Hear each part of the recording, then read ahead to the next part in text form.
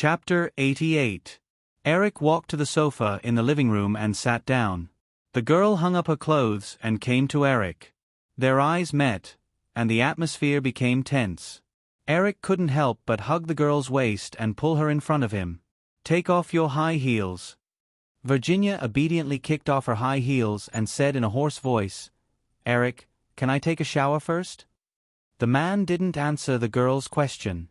Virginia became shorter after taking off her high heels, but Eric was still not satisfied. He exerted a little force with his hands, and the girl's eyes flickered a few times before she obediently kneeled on the carpet. Feeling the satisfied expression of the man who had changed to looking down on her, Virginia put her small hand on Eric's thigh and raised her face. Her almond-shaped eyes were misty as she expressed her dissatisfaction. "Do all male animals like females submitting to their feet?" "Yes, but unfortunately, most of them don't have the ability to make women submit completely." "What's with your hair? I remember it wasn't like this last time." Virginia touched her light blonde curls in confusion. She had deliberately imitated Marilyn Monroe's hairstyle. "Is there a problem? This color doesn't look good. Go and change it tomorrow." His commanding tone made the girl a little resistant.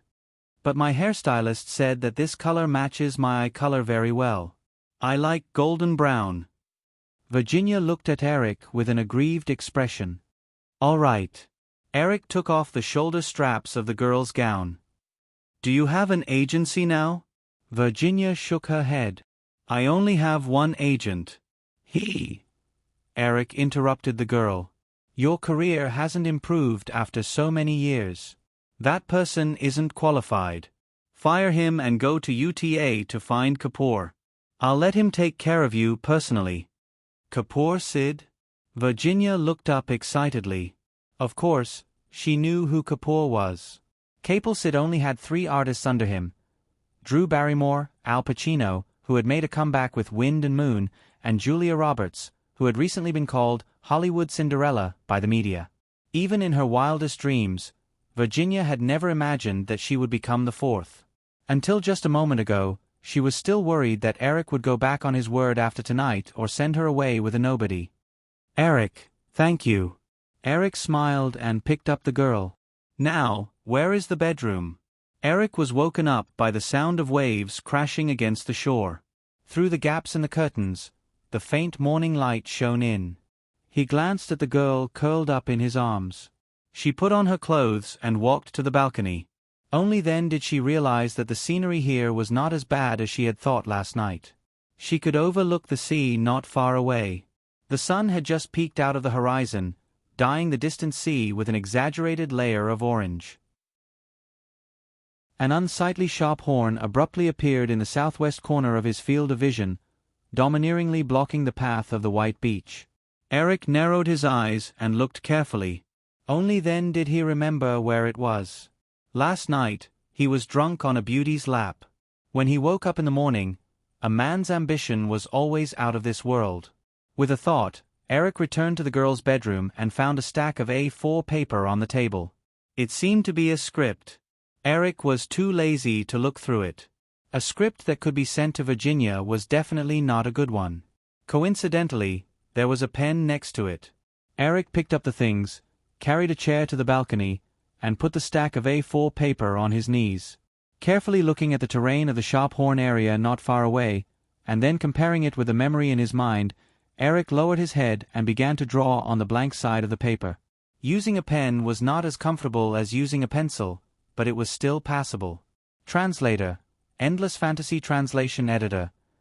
Endless Fantasy Translation. The rustling sound lasted for more than half an hour. The girl in the bedroom woke up and found that the person next to her was gone. Virginia panicked for a moment, but she soon found the figure sitting on the balcony, engrossed in painting. The girl picked up her nightgown and put it on. She walked to the balcony and leaned over to hug the man's shoulder intimately. "Good morning, Eric." "Morning, Vicky. Do you still need this script?" Virginia shook her head. "Just draw. It's useless. I prepared for a long time, but I still didn't pass the audition." Eric nodded and continued drawing. "Eric, what are you drawing?" Eric pulled down a bird's eye view and handed it to the girl, pointing to the sharp horn area in the southwest. Virginia took it and looked at it, surprised. This is a design? Yes, the design of a mansion. I plan to buy that sharp horn area and build a house like this myself. Virginia returned the design to Eric with a smile and said, "But that's a park." Eric took the design and said, "It's not New York Central Park. I'll definitely be able to get it if I think of a way. I plan to buy nearly a hectare of land there. I believe the Los Angeles County government will definitely be happy to increase their income." A hectare. Virginia did not notice that Eric was not using the imperial unit of measurement. She clumsily converted the area. A hectare was about 100,000 square feet, and her small villa was only 1,000 square feet. Gosh, a mansion that was 100 times bigger than Virginia's. It was beyond Virginia's imagination. If this man belonged to her. No, even if she could live in that dreamy mansion for a while, it would definitely be great. Eric, the geological situation there doesn't seem to be suitable for building a mansion. Otherwise, there would definitely be rich people trying to buy it. Virginia's voice was sweet, as if she had brought herself into a certain role. She began to give the man ideas. "I think it's better to choose a piece of land with a private beach." "Why do you have to choose that place?" Eric once again drew an image in his mind on the white paper, and a mysterious smile appeared on his lips. "Because that's Malibu 10880. After a pause, he added, "My Malibu 10880. Chapter 89. Virginia didn't understand what Eric was talking about at all. Puzzled, she asked, "Malibu 10880? Eric nodded but didn't explain in detail. It was impossible for him to explain it clearly to the girl. In his previous life, Tony Stark's Malibu mansion with a sea view in Iron Man 3 had left a deep impression on Eric. After that, like many fans, he had looked up information about the mansion online, only to find that it was a CG model created by the movie company based on the original location in Malibu. Later, some people said that the mansion really did exist, but the address was in San Diego, California, and the owner had listed it for sale. The surrounding netizens quickly realized that it was just hype. The mansion in San Diego was indeed a nice seaside villa. But compared to the one in the movie, it was clearly the difference between a wild duck and a white swan. The even more flashy Stark Tower in New York wasn't likely to be realized. New York was now a carrot and a hole, but Iron Man's Malibu mansion was within Eric's ability. It was just a matter of money. For the current Eric, money wasn't a problem.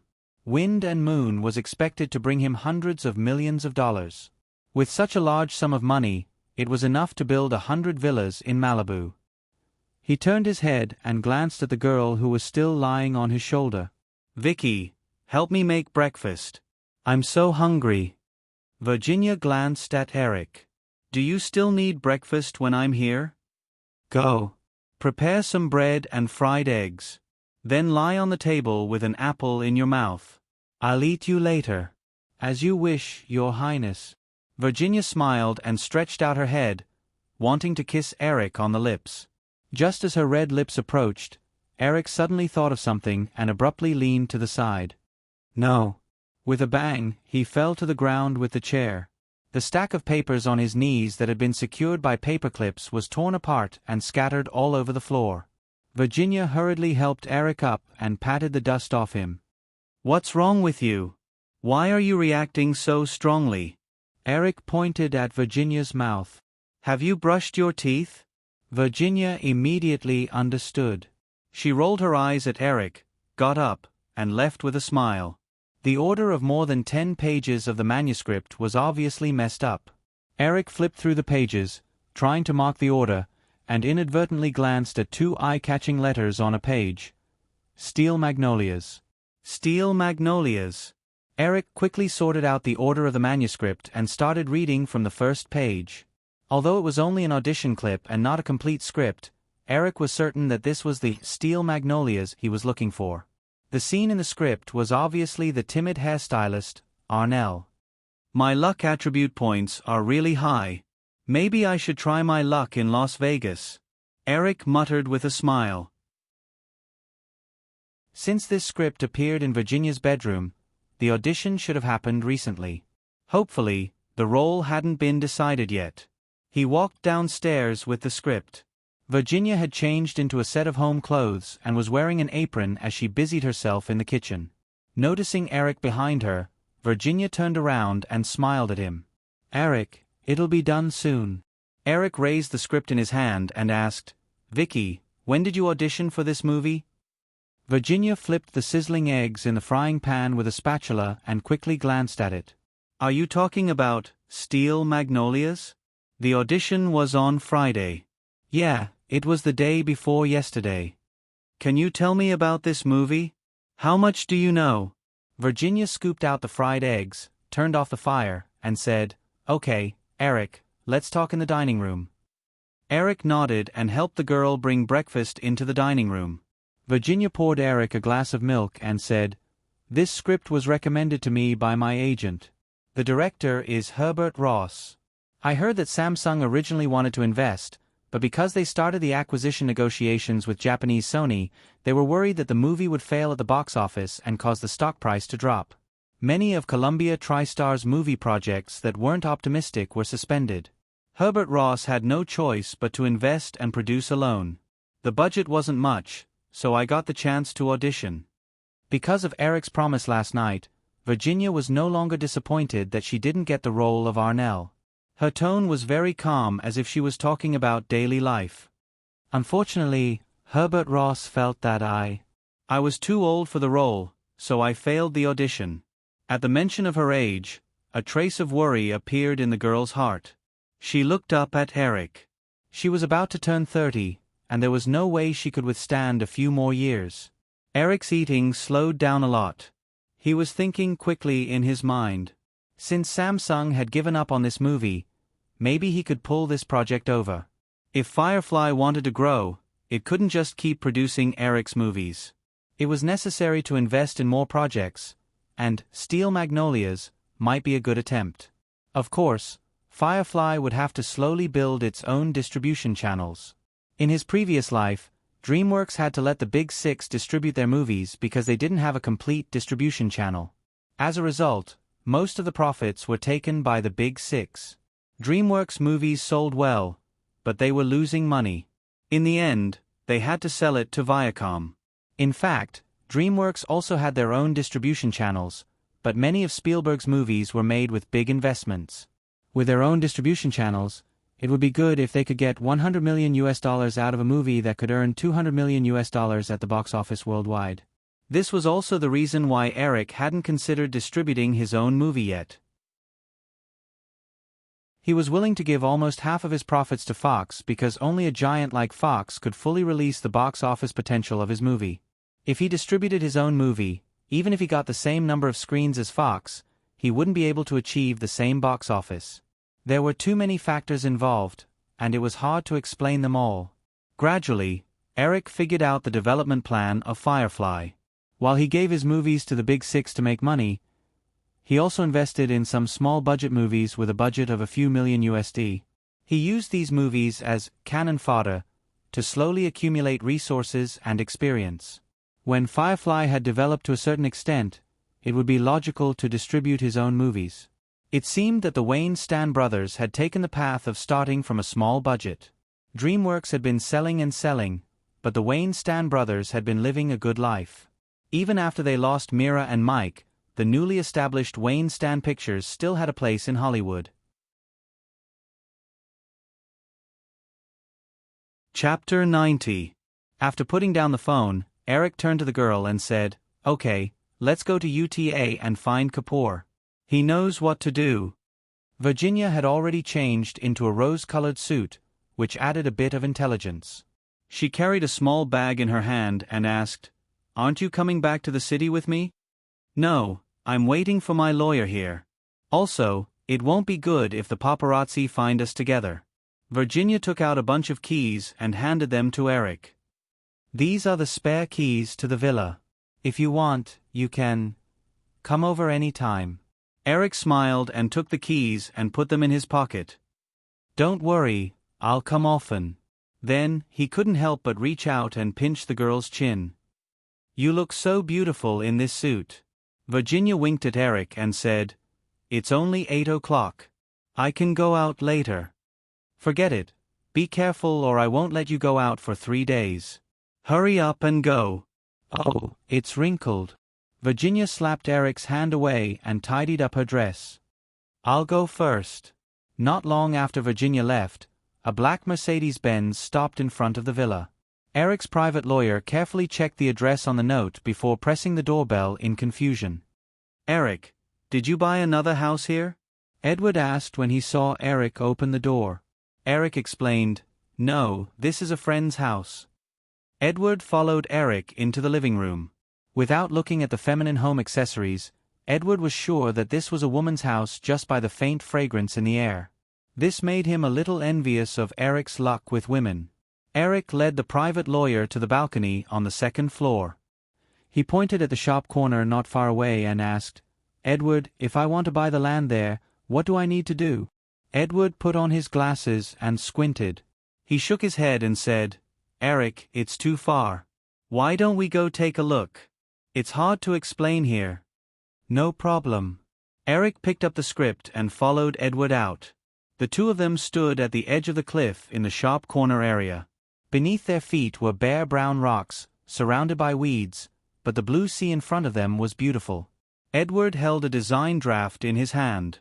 Although it was drawn with a fountain pen, Eric's solid sketching skills made the building look vivid and lifelike. The private lawyer sighed inwardly at the grandeur and luxury of the building in the draft. If it was really completed, it would definitely become a landmark in Malibu. Eric, are you sure you want to build such a mansion? Can't I? Edward nodded. Both sides are private villas. Although I don't know much about construction, I can guess that the reason why this place was turned into a park is because it's not suitable for construction. Otherwise, no one would leave this dozen acres of land empty.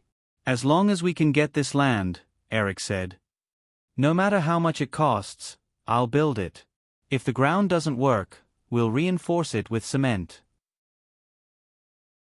If we need soil, we'll transport it from outside. If the excavator can't work, we'll use explosives. Edward smiled and shook his head. Eric also felt that his words were too nouveau riche. He smiled and said, Edward, you're not cursing damn rich people in your heart, are you? Of course not. I just feel that there's no need to do this, Eric. Look at those. Edward pointed at the villas twice. Those villas are very comfortable to live in. But here, there's nothing but rocks and weeds. After Edward finished speaking, he looked at Eric with a curious expression. He wanted to know why Eric suddenly wanted to build a mansion here. This is one of my dreams. Eric understood what the private lawyer wanted to ask and made up an excuse. When I was young, I just moved from England to Los Angeles. My father brought me here to play once. With the mentality of a teenager, I suddenly had the idea of building a big house on this piece of land. Later, I gradually forgot about it. Until this morning, when I suddenly saw this place again, I remembered my whimsical dream from a long time ago. It felt like a lifetime ago. Now that I have enough financial power, why not make it happen? After that, Eric picked up a blade of grass and chewed twice. Since I was young, I have countless ideas. Along the way, I have to make a few of them come true so that I won't have any regrets in the future. Edward, have you had any unusual ideas in the past? Edward seemed to be reminded by Eric's words. When I was in high school, I wanted to be a rock star, so I skipped class to go to school. My father caught me and locked me up for a month. My father once joined the Marine Corps and went to the battlefield, so he was locked up in standard military-style confinement. You'll never know how terrible it was if you haven't experienced it. After a month, I was released and obediently applied to Yale Law School. Eric laughed and looked at Edward, who was more like a scholar. You don't look like someone who once played rock and roll. Edward sighed. Of course, it's been almost 30 years. At that time, the Beatles had just been established, and Elvis was still at his peak. Now, these legends have faded. Elvis and the Beatles were too far away for Eric, but he could still hear the reminiscence and emotion in Edward's voice. He reached out and touched a few pockets. Edward glanced at Eric's movements and also dug into his pocket. He took out a pack of cigarettes. "Are you looking for this?" Eric took a cigarette, lit it, and took a deep puff. "I thought you didn't smoke." Edward looked around instinctively before lighting one. "I smoke once in a while. I was a heavy smoker in high school. When my father found out, he would beat me up with a rattan. It was very painful, and it slowly formed a psychological shadow. Even after my father stopped caring, I still have the habit of smoking secretly. Many people think I don't have this habit." The two men, who were both in their 40s mentally, smoked and chatted. After half an hour of the sea breeze, Edward crushed the last cigarette and stuffed it into the empty cigarette box with Eric's. "I haven't been so relaxed in a long time. Then you can come here often in the future." "I'm too busy." Edward shook his head and said, "Eric, get the check ready. I'll try my best to help you get this land." "Thank you." "You're welcome. I want a commission." Edward joked. "However, Eric, you need to find a financial manager. What happened today, strictly speaking, is beyond the scope of my service." Chapter 91. Eric originally planned to find a manager, but it wasn't an easy task. Although he hadn't received a share of any movie, no one could deny that he was now worth more than $100 million. Only Eric knew that the copyright to Jurassic Park in his hands, Pixar Studio, and the gold mines that he planned to continue to take over in the future would easily make his assets exceed $10 billion in the future. In this case, he couldn't let an outsider manage his assets. Professional ethics were something that people would only stick to if they weren't attracted enough. It wasn't uncommon for Hollywood stars to be deceived by their own financial managers. In Lou Zhou's previous life, Nicolas Cage's bankruptcy had a lot to do with Cage's squandering personality, but without his financial manager's help, this kind of thing wouldn't have happened so easily. The more chaotic the employer's financial situation was, the easier it was to take advantage of the situation.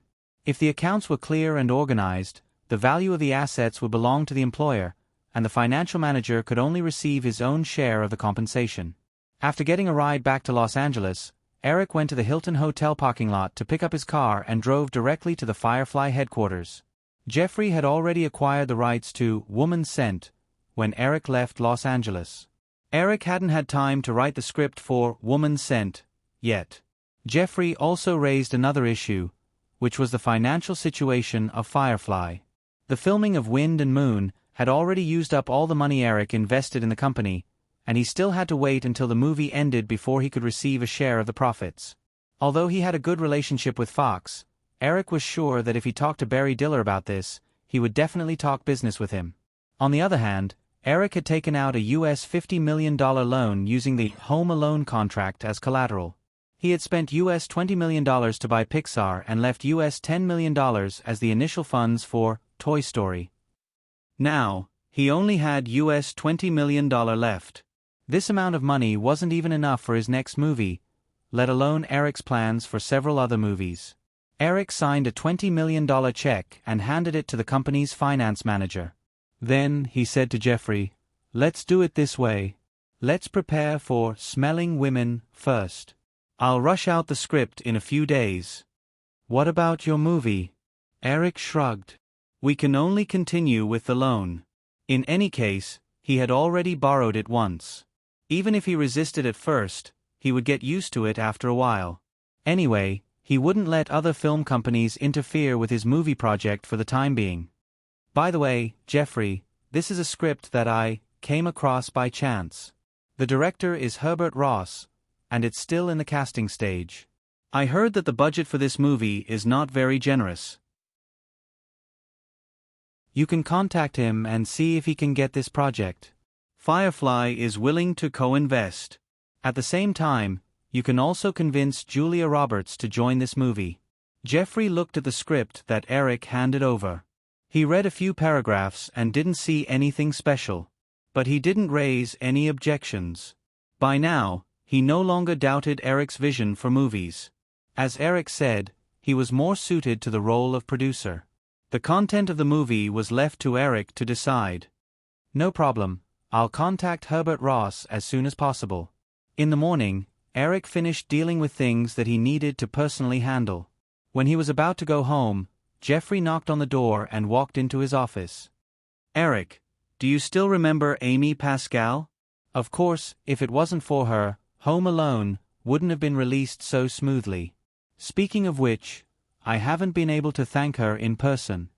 She called, Jeffrey said and pulled Eric up. She didn't hang up. She's looking for you. Eric quickly got up and followed Jeffrey to his office. Amy? Long time no see. I always wanted to say thank you. Unfortunately, you suddenly resigned last time. Of course, no problem. Then, see you later. After hanging up the phone, Eric and Jeffrey looked at each other. Jeffrey was the first to say what he knew. Amy returned to Columbia and is temporarily the vice president. Blunt Cohen has left. I heard he retired early and went to France.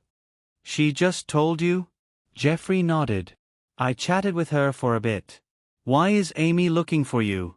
She said she wants to invite me to dinner. The two chatted for a bit but didn't have any clues. Eric looked at his watch and said, Then I'll go first. Jeffrey, I'll leave Smelling Women and Steel Magnolias to you. I'll be at home working on the script for the next few days. I won't come to the company. Call me if you need anything. No problem, Jeffrey responded, and the two walked out of the office side by side.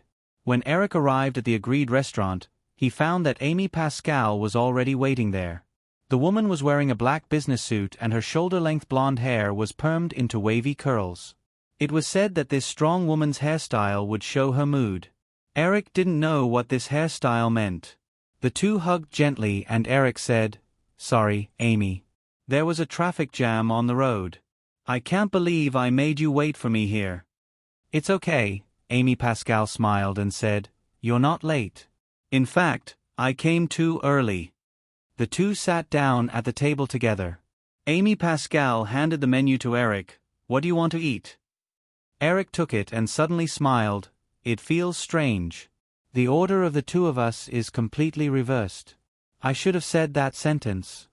Forget it, big boy. This meal is on me. Don't be so manly. Eric shrugged and didn't refute. Amy Pascal didn't have much contact with him, so she didn't know the mature side of his personality. Therefore, it was understandable for her to speak to him in the tone she used to speak to a young man of his age. After randomly ordering lunch, Eric handed the menu to Amy. The woman didn't look at the menu. She skillfully stated her requirements and handed the menu to the waiter. Do you come here often to eat? Yeah, the food here is good. Amy wasn't in a hurry to explain why she invited Eric. Eric wasn't in a hurry either. It wasn't until the two of them had lunch together and casually chatted about topics such as the weather and current events. After lunch and coffee, Amy finally told him her purpose.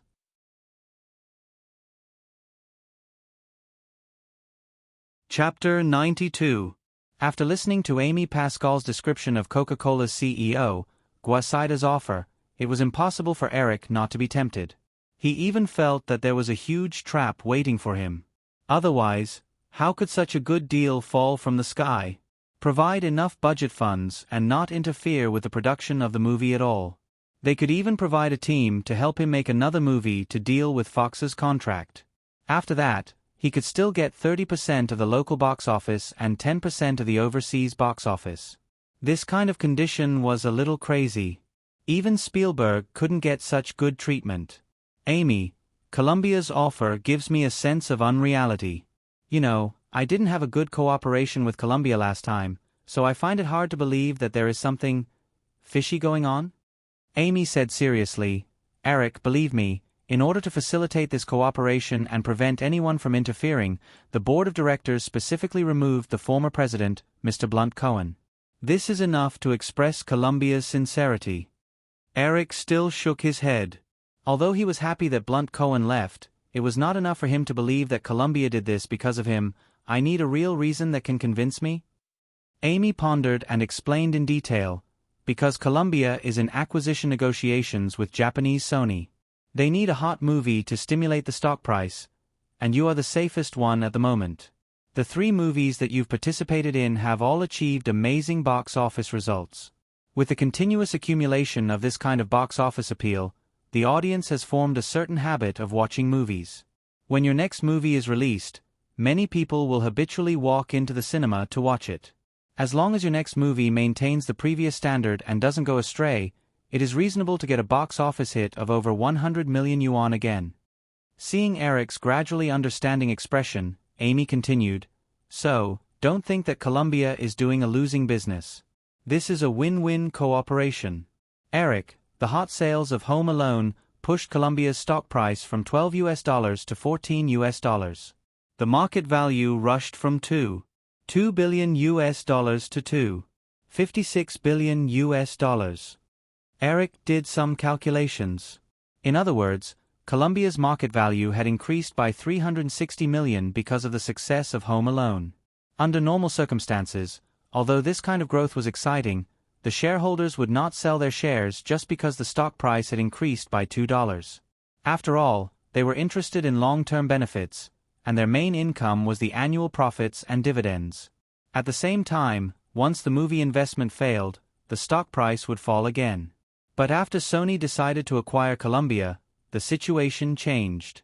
Every increase in the share prices will be converted into cash.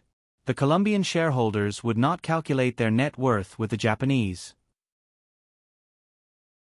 If they wanted to buy the company, they had to use the share price as a standard and pay a certain premium. In Feng Yu's previous life, Sony had spent almost $5 billion to acquire Columbia. This was because Columbia's assets were less than $2 billion. A year after the acquisition, Columbia's share prices fell back to normal. The market value of Columbia had dropped by 7 billion renminbi. Sony's board of directors wanted to cry. No matter if it was in his previous life or this life, Eric didn't have a good impression of Japanese people. How could he not be included in this kind of action of slaughtering a fat sheep? Of course, Feng Yu still pretended that he was in a difficult position. His own interests were the most important. "Amy, if this is the case, I am happy to work with Columbia again. But I had signed a contract with Fox for 3 movies. As for what you said about Columbia providing me with a team to produce a movie to deal with Fox, I definitely won't agree. This concerns my personal reputation, and many people have questioned whether I can produce the first few movies at my age." Amy asked after Eric agreed, "Eric, do you have a plan in mind?" Eric smiled. "I guess you've already gotten the details of the contract. That's why you're offering the same price. Although the local share is 5% less than Fox's, it's still a reasonable price for the price Columbia is paying." Amy blushed. Although the terms of the contract between Eric and Fox were not confidential, they were not disclosed to the public. There must be some spies involved. Eric wasn't interested in gossiping. He continued, "Since Columbia already knows about the content of the contract, you should know that Fox's contract is mainly for the distribution rights of the sequel to Home Alone. There are a lot of detailed clauses for that movie. But they are not interested in the other 2 movies, so—" Amy Pascal interrupted excitedly, "So, even if you do not let Fox distribute your next movie, you only need to give Fox 3 movies before the end of the year, right?" Eric nodded, then shook his head. "Although this does not violate the contract, Fox is not that easy to get rid of. Fox has already scheduled my next movie for the summer, and because Fox does not have many movie releases this year, Fox will directly withdraw from the summer box office competition if I withdraw. This will cause Fox to lose tens of millions and hundreds of millions of dollars in profits." Amy Pascal frowned in distress. Although the 6 giants competed and cooperated, Columbia could not come up with enough chips to make Fox give up such a large amount of profits. She glanced at the boy opposite her. Eric shrugged helplessly. He could not think of any solution for the time being. Moreover, the summer movies this year were saturated, especially in terms of big-budget movies. Although Eric could give it his all and direct another movie for Fox, it wasn't a problem for someone like him who had a cheat code. However, if that was the case, would this extra film be up against Batman in May, or against Raiders of the Lost Ark in June? Was he going to have to compete with himself in July? This was bound to result in a lose-lose situation. But at the same time, he was not willing to give up the generous offer from Columbia. Even if the North American box office of his next movie was $200 million, his share would only be $10 million less than Fox, and Columbia was willing to pay $30 million for the production cost. Not to mention, he was not that confident in his next movie. As long as he could invite Tom Cruise and Tom Hanks, plus his own box office appeal, it would definitely exceed $100 million. However, he did not have the box office of his previous life as a reference because his next movie was not a Hollywood movie from his previous life. "AI me, give me a few days, I need to communicate with Mr. Barry Diller. It would be best if I can get Fox's understanding. If we can't reach an agreement, I won't violate the agreement anyway." "Do you need Columbia to do anything?" "AI me," Pascal asked. Eric did not comment. What can Columbia do? You can't go to Mr. Barry Diller's office and say, "Hey, we need some bargaining chips to negotiate with the Japanese. How about giving us Williams' next movie?" This. AI me smiled and shook her head. "Okay, I'll wait for your good news. If you need help, you can contact me directly." The two exchanged their contact information and said goodbye. After Eric returned home, he directly called Barry Diller's office, but was told by the other party's assistant that Barry Diller went to Europe on a business trip and would be back in 4 days. Although the assistant gave Barry Diller's temporary contact information to Eric, he did not call him directly. Instead, he made an appointment for a meeting in 4 days. After all, it was difficult to talk clearly over the phone. The two were thousands of miles apart. If the communication did not go well, it would not be worth it.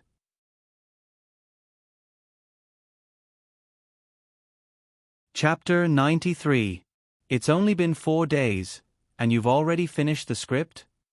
Jeffrey asked Eric in surprise as he picked up Knowing Women by Smelling Fragrance on the top of the stack. "It's only the first draft. During the filming, I will definitely make a lot of changes according to the specific situation," Eric replied as he took a few steps back and sat comfortably on the sofa. He asked, "I previously faxed you the outline of the script and asked you to send invitations to Tom Hanks and Tom Cruise. Did you receive any responses?" Jeffrey flipped through the work record and replied, "Yes. I sent an invitation to Tom Hanks for the role of Sean. However, Hanks hopes to play the role of Andy. He feels that the character is both good and evil, and it's very malleable. There's more room for acting." As for Tom Cruise, he also expressed a strong interest in the script. However, he hopes to change the scene of Andy cross-dressing. He doesn't want his image in the eyes of his fans to be damaged. The next movie that Eric was preparing to shoot was the pinnacle of his previous life's Milky Way movie, Dark War. When writing the script, Eric directly used the English names of Andy and Ching Yun for the two male leads. If he had to choose two actors to replace Andy and Ching Yun in Hollywood, was there anyone more suitable than Tom Cruise and Tom Hanks? One of them was an idol, while the other was an actor. It was very similar to the pair in his previous life. Of course, the current Hanks was still somewhat handsome. However, he was only a little bit handsome, and he would soon be crippled. If Hanks were to replace Andy's role, with his current image, would he be able to make the bus girl fall in love with him at first sight? Did he have to be so ignorant? "Jeffrey, they probably don't know that the other party has received an invitation. Tell them the news and see if they can arrange a time to talk." "Okay, I'll contact them in a moment," Jeffrey replied. Also, Herbert Ross agreed to invest in Steel Magnolias with Firefly, but Capel insisted that Julia's salary was $5 million. If that's the case, the production cost of the movie would be at least $13 million.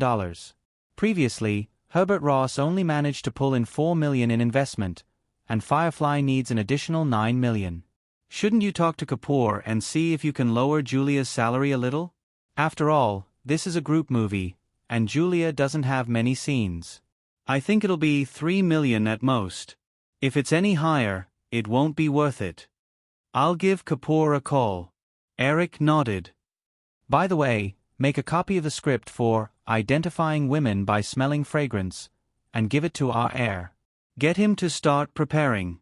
Also, for the script at the bottom, send a brief outline to Wes Craven, William Friedkin, and Jonathan Demme.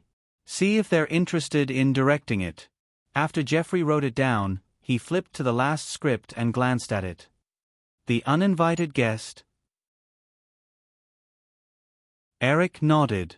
This movie might be better known by another translation, Island Horror. But Eric felt that it would be more appropriate to translate it as The Uninvited Guest.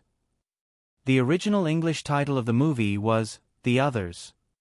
As for the three directors he was interested in, Wes Craven was the famous director of the Nightmare on Elm Street series, and then the Scream series. William Friedkin directed The Exorcist in 1973. This horror film was once known as the #1 horror film in Hollywood. Of course, this title was on the verge of collapse after the rise of Japanese horror films in Hollywood. Finally, Jonathan Demme was still just a small director on the streets. But in the parallel timeline, he would release The Silence of the Lambs 2 years later and become an instant hit. The reason why Jonathan Demme, who was still unknown, was added after the two famous masters was for Virginia's sake. Eric didn't doubt that a horror movie with a big twist like Island Horror wouldn't be recognized by the two horror masters who had been famous for many years, but he wasn't sure if they would accept Virginia as the female lead. Eric didn't intend to give in on this point, and Jonathan Demme couldn't bargain with Eric in this regard.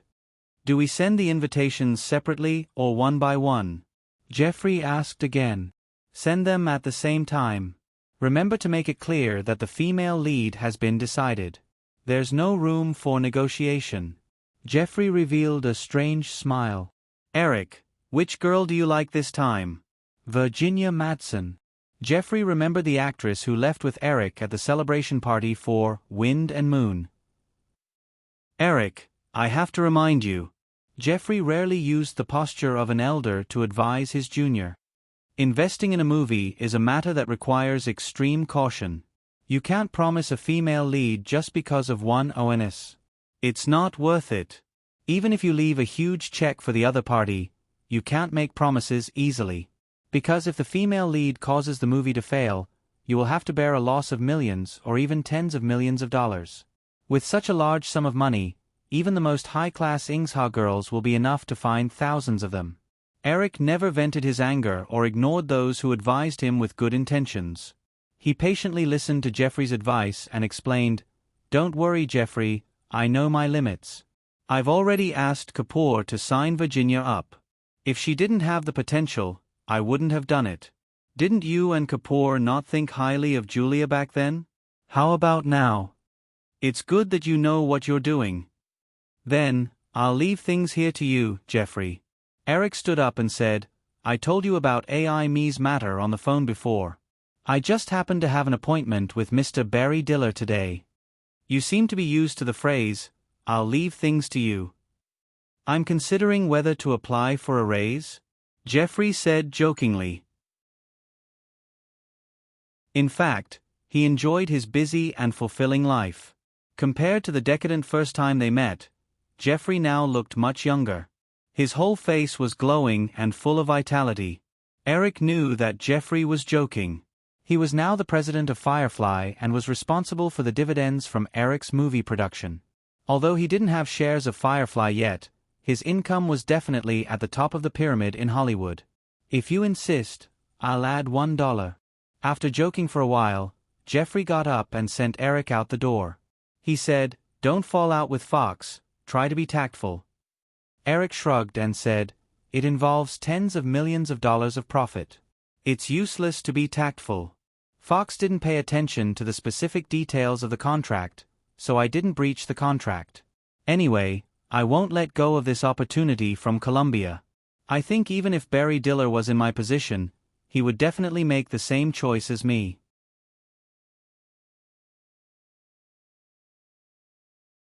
Chapter 94.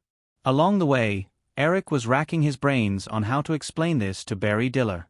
At the celebration party for Wind and Moon, the two had already discussed the issue of the next movie.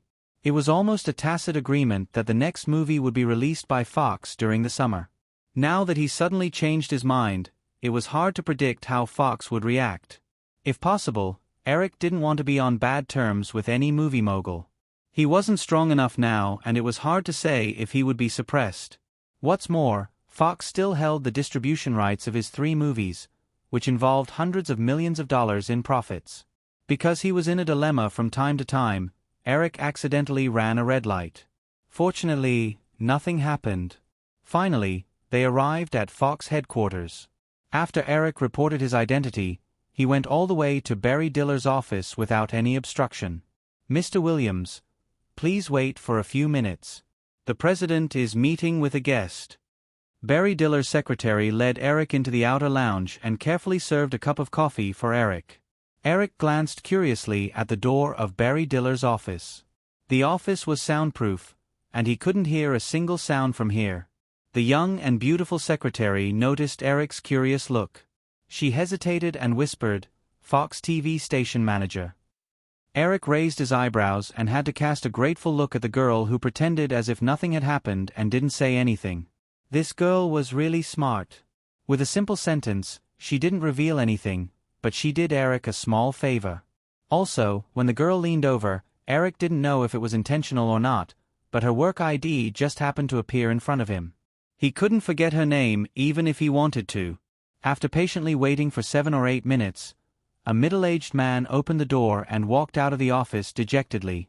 When he caught a glimpse of Eric sitting on the sofa in the lounge and looking at him through the glass, the middle-aged man quickly put away his dejected expression and politely nodded at Eric before leaving in a hurry. "Mr. Williams, you may go in now." Eric walked into the office. A faint smell of cigarette smoke wafted in the air. There were several cigarette butts piled up in the ashtray in front of Barry Diller. "Eric, sorry to keep you waiting." After Eric entered the door, Barry Diller had already put away his emotions, but Eric still saw the residual anger on his face. "Just a few minutes," Eric said as he walked to the opposite sofa and sat down under Barry Diller's signal.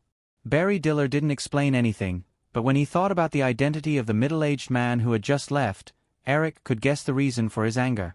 It was nothing more than the unsatisfactory performance of Fox TV. The 3 major television stations, ABC, NBC, and CBS, had dominated the North American TVB market for so many years. It was impossible for them to let a latecomer easily become a threat to their position. From this point of view, Barry Diller was indeed a media genius. In his previous life, under the pressure of the 3 major television stations, he developed Fox TV to become the 4th largest television station in North America. After chatting for a while, Barry Diller asked Eric why he was here. Eric didn't think of any euphemism along the way. He could only get straight to the point.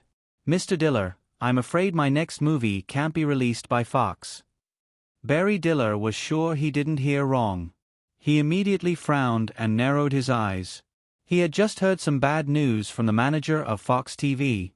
He didn't expect to receive another piece of bad news before his mood had completely changed. "Eric, do you want to breach the contract? Have you thought about the consequences of doing so?" Since the matter had already been laid out, Eric no longer hesitated. He looked straight into Barry Diller's eyes and said, "Mr. Diller, I don't intend to breach the contract. The contract doesn't prohibit me from cooperating with other film companies. At the same time, there's no specific schedule for the 3 movies. So, I just need to deliver the 3 movies to Fox before the end of the year." Barry Diller was slightly stunned. A faint sense of regret emerged.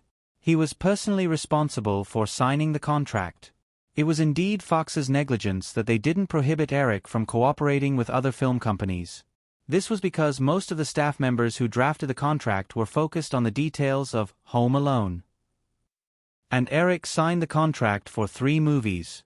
There were very few directors in Hollywood who could direct 3 movies a year. If most directors could maintain the speed of 1 movie a year, they would be considered highly productive. Who would have thought that this young man had so much energy? But the lack of a schedule for the movies was intentional by Barry Diller. When drafting the contract, Fox wasn't very optimistic about the other 2 movies that Eric requested to be bundled together. Therefore, although Eric specifically mentioned the issue of the schedule, hoping to put the 3 movies in the popular holiday schedule, and even had a small dispute with Barry Diller over this, Fox ultimately rejected it for various reasons. Fox also had its own ideas. Once Eric's first two movies weren't optimistic, Fox could also calmly put the two movies in the unpopular spring or fall schedule. This way, it wouldn't take up too much of Fox's resources and could smoothly fulfill the contract. Who would have thought that Eric's next movie, Wind and Moon, would be a great success again? Now, no one could judge this young man based on luck. Many movie fans also began to look forward to his next movie. Now, the atmosphere in the office was a little stagnant. When Eric said those words, Barry Diller realized that he had proudly rejected Eric's schedule request. Now, it had become a big cocoon that wrapped him up. Eric, are you still not satisfied with a 35% cut? Wind and Moon only cost $7 million USD. If you subtract Lamborghini's $1 million USD advertising sponsorship, the movie's actual cost is only $6 million USD. And Fox has paid more than $15 million USD in publicity fees so far. That's 2.5 times the cost of your movie. 2.5 times. But we only get 20%. What are you still not satisfied with this kind of profit split? Barry Diller's tone was almost roaring at the end, and his whole body exuded an oppressive aura. He had just returned from Europe last night. After a few days of running around, he didn't even get a good night's sleep. Early in the morning, he heard that Fox's new drama was jointly strangled by the 3 major TV stations and that the ratings were disastrous. He had just reprimanded the Fox TV station manager and chased him out of the office when he received another piece of bad news. The anger that had just been suppressed erupted again. Eric wasn't frightened by Barry Diller's aura and calmly retorted, "Mr. Diller, although Fox paid $15 million USD, it can be exchanged for more than $80 million USD in profit, so I don't owe you anything. To be honest, when I came, I was very nervous. I didn't want to be in a deadlock with Fox. I just wanted to have a good talk." Seeing that the young man opposite him wasn't frightened by him, nor did he yell at him like a teenager, but instead calmly refuted his words, Barry Diller quickly calmed down and realized that his ability to control his emotions was worse than a young man under the age of 20. After reflecting on himself, Barry Diller sat back in his office chair and took a few deep breaths. He still stared at Eric and said, "Well, Eric, what new conditions do you have? Can you tell me first?" Eric realized that Barry Diller didn't fully understand his meaning and explained, "Mr. Diller, I don't intend to amend the contract. What I said just now wasn't because I wanted to get more benefits from Fox. Someone has made an offer that I can't refuse and wants to get the distribution rights of my next movie." Barry Diller had been in Hollywood for so many years. After calming down, he quickly thought of a possibility and asked, "Columbia?" Eric nodded. Barry Diller lowered his head in silence, took out a cigarette, lit it, and took a deep puff. Since Columbia had persuaded Eric, it meant that the other party's conditions were impossible for Fox to meet. All of Columbia's actions were now aimed at driving up the stock price and obtaining more benefits from the Japanese. At this time, in order to get Eric's new movie, it was not surprising that the other party would offer crazy conditions.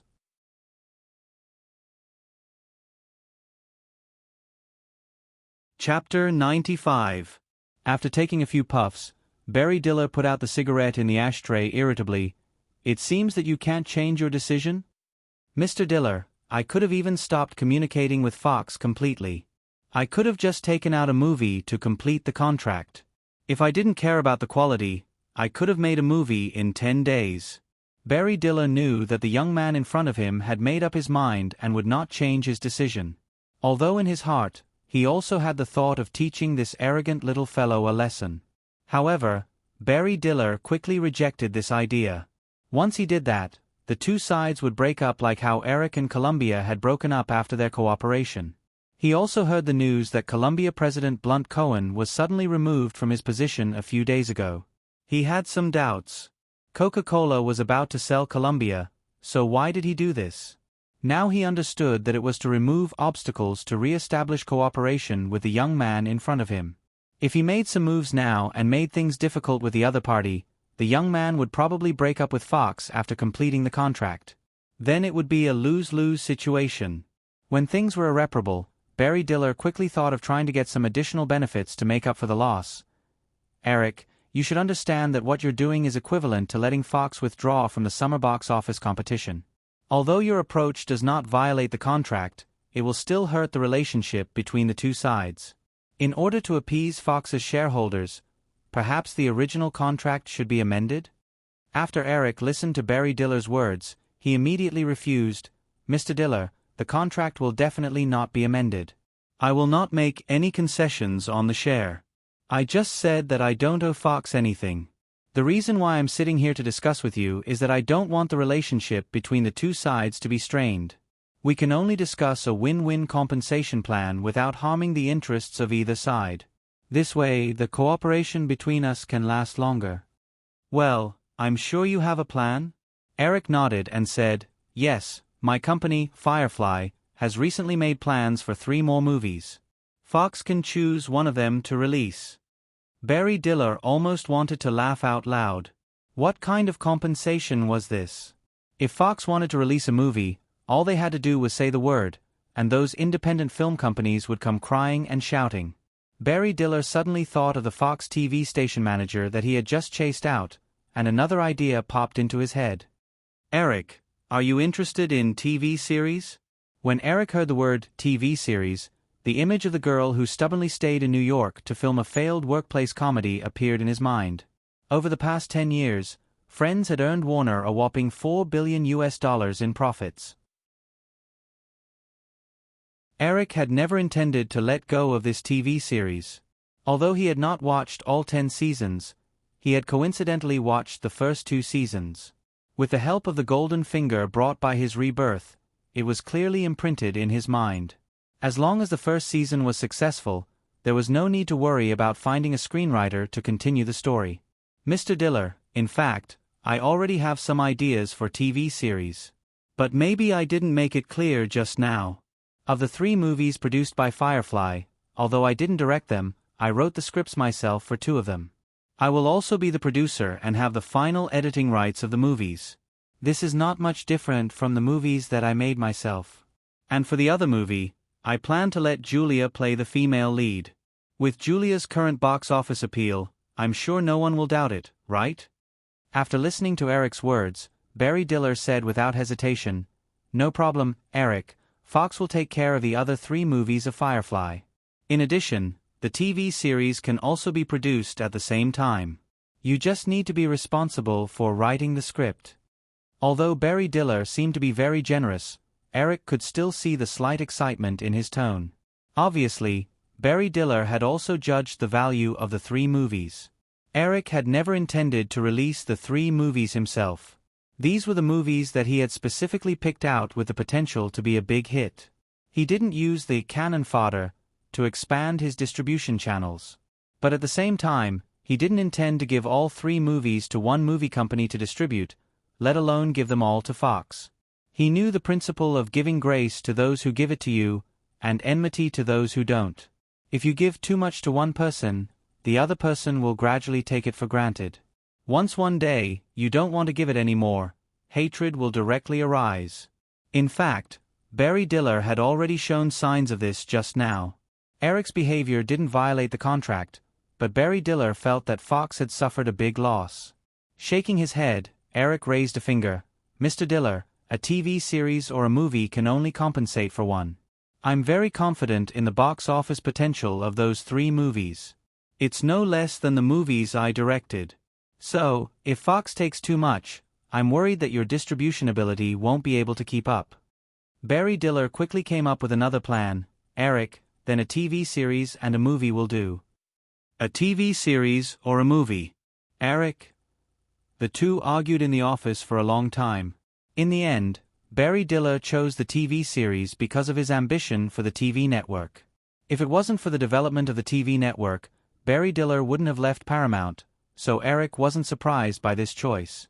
However, the other party didn't let Eric off easily and forced him to agree to personally direct the first 2 episodes of the TV series. Eric didn't expect Barry Diller to come up with such a forward-looking idea. More than 10 years later, inviting well-known Hollywood directors to direct the first few episodes had become a popular trend in American TV series. With the rise of American TV series, Hollywood directors also put down their airs and picked up the guiding tube for TV series. In fact, Barry Diller wasn't as far-sighted as Eric thought. Even Barry Diller himself thought it was a ridiculous idea to let a well-known Hollywood director direct a TV series. In this era, it was a very degrading thing for a movie director to direct a TV series. It had always been TV series directors who slowly changed their careers to film. It was rare to see the opposite. The reason why he proposed the condition of letting Eric direct the first 2 episodes was that he didn't have the distribution rights for the movie. He wanted to make a fool of Eric. Barry Diller thought that Eric would definitely refuse, but he didn't expect the other party to nod and agree after a moment of consideration. According to the current trend of Hollywood directors, if the news of Eric directing a TV series spread, he would definitely be criticized by some bigots who were full of superiority. Barry Diller didn't expect that his unintentional and rude request would cause such a big sensation. It even led to the trend of directing the first few episodes of American TV series by famous directors in advance. After reaching an understanding with Fox, Eric let go of his worries and reached an agreement with Columbia. Since the other party was so generous, Eric directly raised the production budget to US $40 million. If the publicity cost was US $20 million in the future, according to Columbia's 25% share, the North American box office would have to reach US $240 million before Columbia could recover the cost. Of course, if the box office earnings outside of Shanghai were included, the figure might only need to reach US $200 million. Eric reckoned that Columbia did not intend to recoup its costs at all. As long as the box office sales were good, it would give investors the illusion of a bright future. The stock price would go up directly. For every dollar the stock price rose, Columbia's market value would increase by $180 million. Sony, you are filthy rich. Just fork out the money. Under these circumstances, Eric was stingy and did not leave the copyright to Columbia. Instead, he shared it with Firefly. After all, Firefly had forked out so much money, and it would be cruel if he did not give them a share. Although the male lead of this movie died in the ending, if the movie was a success, Sony could change the male lead to film the sequel like in Feng Yu's previous life.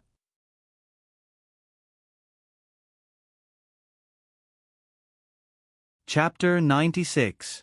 An inconspicuous black MPV stopped in front of the Firefly office building. A tall man with black curly hair and sunglasses got out of the car with his agent and hurried into the office building with his head down. Across the road, the owner of the convenience store, Johnny, glanced through the glass window and immediately recognized the man. It was Tom Hanks. Johnny was also a movie fan.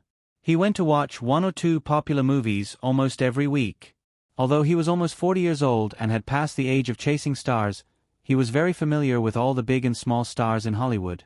Someone like Tom Hanks, who only wore sunglasses without any special disguise, Johnny could recognize him at a glance. In Burbank, which was full of movie production companies, it was normal to meet 1 or 2 big stars. Johnny was not surprised. He knew that the boss of the movie company opposite him was Eric Williams, who had risen to fame recently. He thought that maybe Tom Hanks came for the new movie of the Little Miracle director. After serving 2 or 3 customers for 5 or 6 minutes, Johnny inadvertently saw another commercial vehicle stop on the opposite side of the road. Curious, Johnny stared at the car door. Soon, 2 more people got out of the car. It was a man and a woman. The man was still wearing sunglasses. Although the man was shorter than Tom Hanks, he was more famous in Hollywood than Hanks. It was the popular Hollywood idol, Tom Cruise. Tom Hanks, Tom Cruise. Johnny thought for a moment and suddenly felt that maybe the paparazzi would be interested in this clue. If a person came here alone, it would not be news. Although the paparazzi paid attention to every move of the big stars in Hollywood, they were not particularly interested in these normal daily activities. Only the stars who had recently become the focus of the news due to certain things, such as a blockbuster movie, a scandal, a divorce, or being caught for drug abuse, would become the target of the paparazzi. When Home Alone had just been released, Eric had been chased by the paparazzi for a while. Because at that time, the public was most interested in this young director who had created miracles when he just came of age. As long as the newspaper published Eric's news, the curious public would rush to buy it. But now, 2 of Hollywood's hottest male stars had appeared at Firefly Film at the same time. Coincidentally, both of their names were Tom. Because of their similar age, Hanks was still young, and the two were in a competitive position in the circle. Therefore, this must be a piece of news worthy of being published in the entertainment section. When Johnny thought of this, he excitedly found a tabloid and dialed the news hotline on it. In order to collect information, many newspapers would give a certain amount of reward to those who provided clues. Of course, Johnny did not go to a well-known newspaper such as the Los Angeles Times. They did not lack of news, and the price would definitely not satisfy him. "Hello, is this the Hollywood News?" Yes, I have a big news." A few minutes later, Johnny excitedly put down the phone. The Hollywood News keenly judged the value of this news, so they generously offered Johnny $500 for the clue, but the condition was that Johnny could not sell the clue to other newspapers. After bargaining, they finally got $700, which was an unexpected fortune for Johnny, who owned a small convenience store. In less than 20 minutes, several paparazzi sent by the Hollywood News hurried over. After learning from Johnny that Tom Cruise and Tom Hanks had not left, they readily paid the clue fee. Then they patiently waited outside the Firefly headquarters. After reaching an agreement with Columbia, Eric began to work on the two male leads. After the success of 3 consecutive movies, no one in Hollywood discriminated against Eric because of his age. No big star would directly refuse Eric's invitation to cooperate. Even the popular Tom Cruise and Tom Hanks were no exception. What's more, after reading the outline of the script, the two Hollywood stars keenly felt the excitement of the story. In this case, there was even less reason to refuse. Before, they did not know that the other party had also received an invitation. But Hanks said that he wanted to play the robber, and Cruise proposed a lot of changes to the script. So Eric leaked the news to the two of them, hoping to talk face to face. The two Toms also felt that with the current fame of the three of them, if they could cooperate successfully, the box office appeal would be immeasurable. Not to mention the wonderful story of Dark War. Maybe this movie could create another box office miracle like Eric's previous 2 directorial works. Everyone wanted to be the protagonist of a miracle, so today's meeting was held. Only Eric, Hanks, and Cruise were left in the meeting room of Firefly. Jeffrey and the two Toms' agents were waiting outside. Although Cruise and Hanks were now artists under CAA, at their level, CAA had almost no restrictions on them. Therefore, the two agents could only do their jobs obediently, not daring to interfere. Of course, once the cooperation was confirmed, the two agents would still have to negotiate the remuneration. The other party was also eagerly waiting for this moment to come.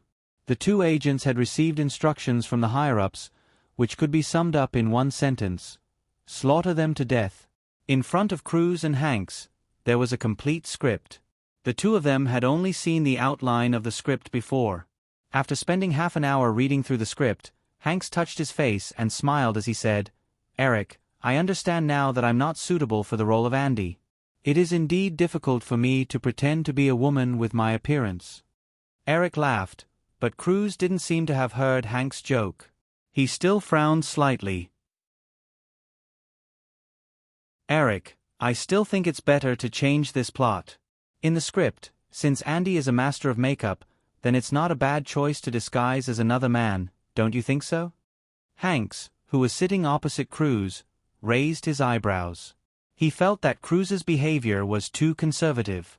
Playing a woman was not a serious matter. As an actor, even if the director asked him to play a dog, as long as the request was reasonable, he would do it. Also, he had just done some analysis of the script. The plot was not deliberate. The reason Andy acted as a woman was to make the villain lower his guard. In the script, the villain had Andy's woman follow his lackey to get the ransom. If it was another burly man, he felt that the villain would have killed them with a gun. Wasn't it a little too strange for two men to appear at the scene at the same time?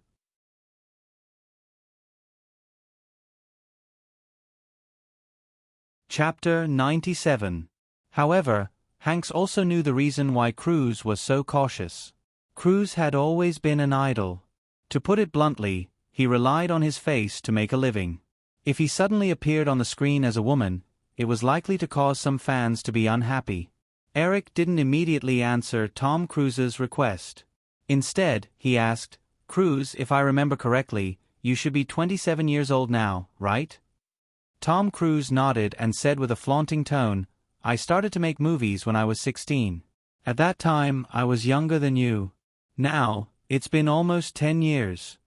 As a teenager from a low-level single-parent family, without any background, Cruise had made a name for himself in Hollywood in 10 years with his own diligence and hard work. He had the capital to show off. So, Cruise, every actor needs to transform, especially those who take the idol route. Although Hollywood male actors had a longer shelf life than female actors, they didn't need to urgently expand their acting career and develop into other types of movies after the age of 30. But one day, this situation will come. So, I think this opportunity can be regarded as a try for you. Cruise retorted, "Eric, there are many ways to try. I don't have to play a woman. In fact, I've been thinking about the problem you just mentioned. My agent has also recommended some genre films to me." Eric shook his head calmly and said, "It's the same as not changing. Cruise, many of the movies you acted in before were artistic, but they didn't even give you a nomination at the Oscars. The reason is that although those movies were excellent, your screen image has not changed much. Think about it from this point of view. You have been in the entertainment industry for 10 years, but you still came up empty-handed at the Oscars. Don't you want to be recognized by the Academy? I think if you play this role well and make a small sacrifice, the Academy will at least give you a nomination for the Best Actor." In his previous life, Andy had achieved his dream of many years by winning the Hong Kong Film Awards for the first time with the movie Dark War. In addition to Andy's own strength, the bold cross-dressing that appeared for the first time in the movie also played an important role. The Oscar is a hurdle that every member of Hollywood cannot get around. As long as you are a member of Hollywood, it is impossible to be indifferent to the Oscar.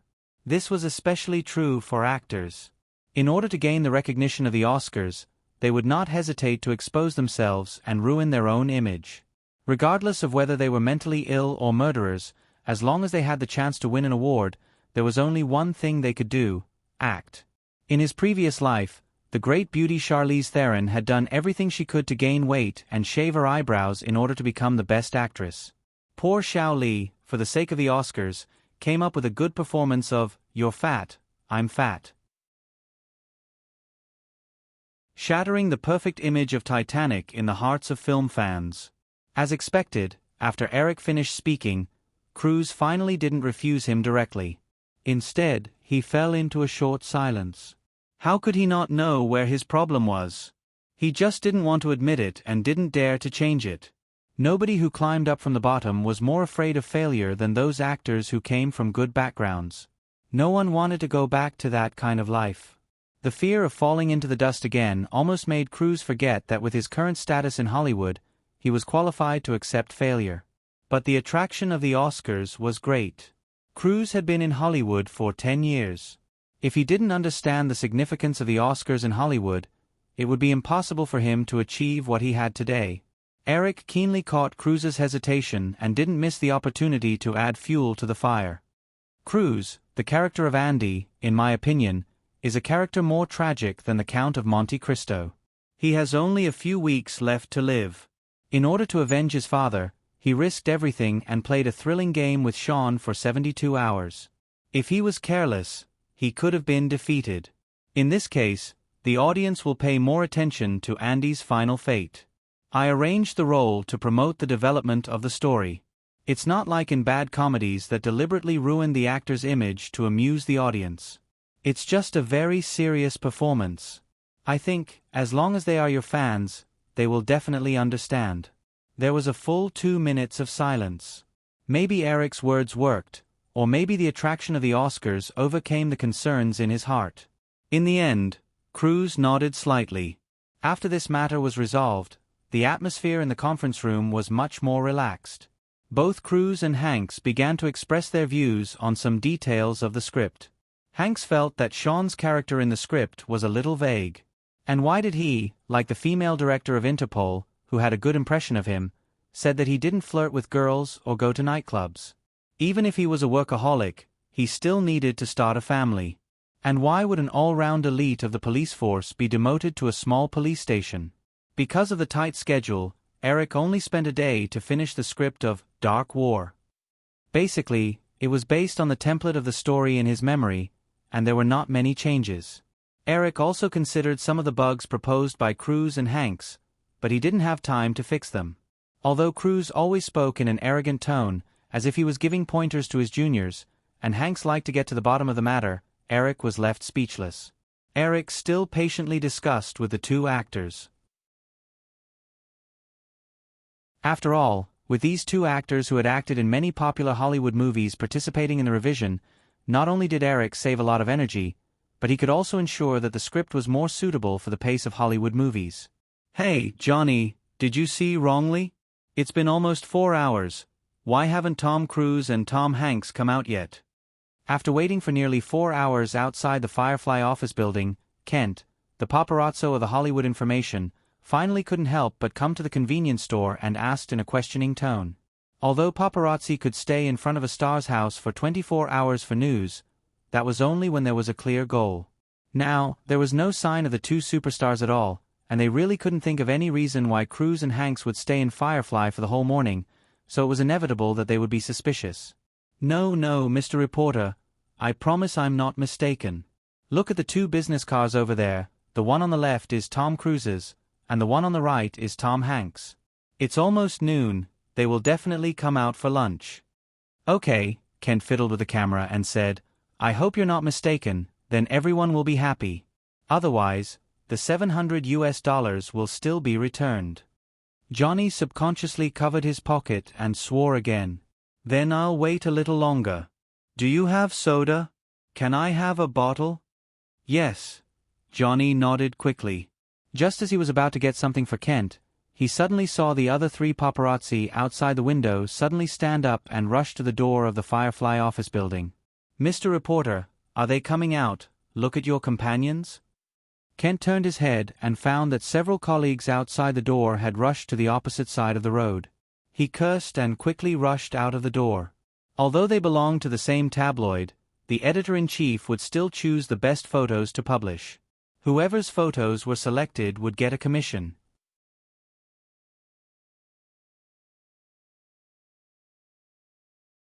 Chapter 98. Williams meets two Toms, secretly to discuss new film. This was the headline on the front page of the Hollywood Information Daily the next day, accompanied by a photo of Eric, Cruise, and Hanks walking out of Firefly's headquarters side by side. In the photo, Eric was wearing a gray sportswear and looked like a high school student, which was very appropriate for his age. Cruise was wearing a black casual jacket without buttons, revealing the white t-shirt inside. Only Hanks was wearing a black suit and tie very seriously, looking like an office worker. Because they talked about the script for the whole morning, the two superstars relaxed their vigilance when they left and did not wear sunglasses. Therefore, the expressions of the three people were quite clear, talking and laughing with each other as they walked to the door. This shot was just captured by a lucky paparazzi. At about 8 o'clock yesterday morning, someone found that the two superstars, Tom Cruise and Tom Hanks, had entered the headquarters of the new director Eric Williams' Firefly Film Company. Our reporter received the news and quickly arrived at the relevant location. After waiting for 4 hours, Eric Williams, Cruise, and Hanks, the two superstars, walked out of Firefly's headquarters surrounded by people. From the expressions of the three people in the photo, it could be seen that the meeting was quite pleasant. Although the three people did not accept the interview from our reporter, but left in a hurry in separate cars. But according to some clues provided by insiders, this meeting was related to the new film Eric Williams was preparing. Since his debut last year as an actor and screenwriter in Back to 17, Eric Williams, the boy wonder who suddenly broke into Hollywood, has been continuously rising at a rocket-like speed. The first low-cost comedy, Home Alone, directed by him, directly sent it into the 100 million box office club. When many people attributed the young man's achievements to the blessing of the goddess of luck, only 4 months later, Williams' second romantic comedy, Pretty Woman, was released again, and the box office in the first week was close to $30 million, which completely proved the strength of the young director. In the first movie, Home Alone, Eric Williams only used a group of TV actors and the little boy next door to create an amazing box office miracle. The two leading actors of the second movie, Al Pacino, although has been nominated for many Oscars, has been out of film for 4 years, and the box office appeal is close to zero. Julia Roberts only played a small role in a low-cost comedy, but Eric put the two into the list of A-level actors in Hollywood. And this time, the young director directly chose 2 A-level actors in Hollywood. We have no doubt that his next movie will create another box office miracle. However, although the 3 people in the photo talking happily gave the appearance of a natural success, we have to mention that Tom Cruise and Tom Hanks both belong to CAA. As we all know, Eric Williams bought a famous Hollywood gold agent agency at the beginning of the year, which angered the senior management of CAA. It has been widely rumored in the industry that the senior management is quite dissatisfied with Eric Williams. During the casting of Pretty Woman, they even obstructed the cooperation between their artist Richard Gere and Eric Williams. Because of this, they did not hesitate to compensate Richard Gere with a big production MGM United Artists movie. In this case, we can't imagine that the cooperation between Eric Williams and the 2 Toms will be full of twists and turns. Of course, Tom Cruise and Tom Hanks have enough power to ignore CAA's obstruction. After all, they are both A-level Hollywood stars. Even if they lose CAA's support, their careers won't be affected too much. Moreover, judging from the impact of Eric Williams' previous 2 works, his new work is likely to take the careers of the 2 superstars to a new level. I believe that no actor in Hollywood can resist this kind of attraction. We just don't know if the senior management of CAA has enough courage to forcefully obstruct this cooperation again. The previous incident had caused Mr. Richard Gere to lose the opportunity to enter the ranks of A-level actors once again. According to the results of the critics' test screening of Mighty Dragons Killing Formation, the movie's prospects were not optimistic. The possibility of a box office explosion was very small, and it was not enough to compensate for Mr. Richard Gere's loss of giving up the male lead in Pretty Woman. Therefore, we can't wait to see how Cruise and Hanks will choose, and how the senior management of CAA will deal with Williams' invitation. Eric smiled bitterly as he threw the newspaper on the table. He really wanted to explode the editor who wrote this article. In the previous situation, Michael Ovitz would at most raise the salary of the 2 stars to express his dissatisfaction. He wouldn't forcefully obstruct the cooperation like last time. After all, the rise of UTA was unstoppable. If Michael Ovitz did anything, not only would it not make up for the losses, but people would also think that he was narrow-minded. The more a person was like this, the more they feared and hated other people's accusations. In the future, when the contract was signed and the cast was announced, they would hint to the media that no matter what kind of conflicts they had in private, in the eyes of the public, the 2 sides would shake hands and bury the hatchet. This would be good for CAA and Eric's public image. But now, after the provocation of the tabloids, if this cooperation was successful, Michael Ovitz's title of Hollywood's most powerful man would become a joke. Sure enough, the day after the article was published, Eric received a piece of disturbing news. This is too much. The offer of $6 million is reasonable, but the other party is asking for a 20% share of the North American profits after the movie is released. I've been in Hollywood for so many years, and I've never heard of an actor making such an unreasonable offer. Eric, do you really have to use Tom Cruise and Tom Hanks? It's not like other agencies don't have top actors. If you really can't do it, you can play a role yourself. Self-directed and self-directed, this gimmick will have a greater impact. After talking to the agents of Cruise and Hanks, Jeffrey rushed into Eric's office with an exasperated look on his face as he complained. Although he had expected this, the conditions proposed by the two still shocked Eric. The bad trend of Hollywood stars asking for a share of the profits began with Tom Cruise. Later, the model of pay and profit share slowly became a popular fee model, and the share was generally between 10% and 20%. The so-called profit share was a completely different concept from the box office share of the movie. Specifically, it meant that the movie producer received their share of the box office share, minus the gross profit of the production cost, multiplied by the percentage requested by the actor. That was the profit share that the actor received. Also, the share of the profits was divided into global box office share and North American box office share. Although the agents of Cruise and Hanks hadn't lost their minds to ask for a global share of the profits, the 20% North American share was not so easy to get, even many years later. Those who could get the highest share were either those who couldn't do without it, such as Johnny Depp in Pirates of the Caribbean in the parallel space, or those who completely gave up their pay and gambled in exchange for the highest share of the profits. But now, this kind of payment method had just appeared. Tom Cruise had suggested this kind of payment method when he was filming Rain Man last year. Because of Cruise's strong box office appeal and the fact that the production cost of Rain Man was not high, after some consideration, the film company felt that as long as Cruise joined the film company would easily make a profit. Thus, they agreed to Cruise's unreasonable request. However, this was only under the condition that Cruise lowered his own salary. Moreover, the profit-sharing ratio was only 10%.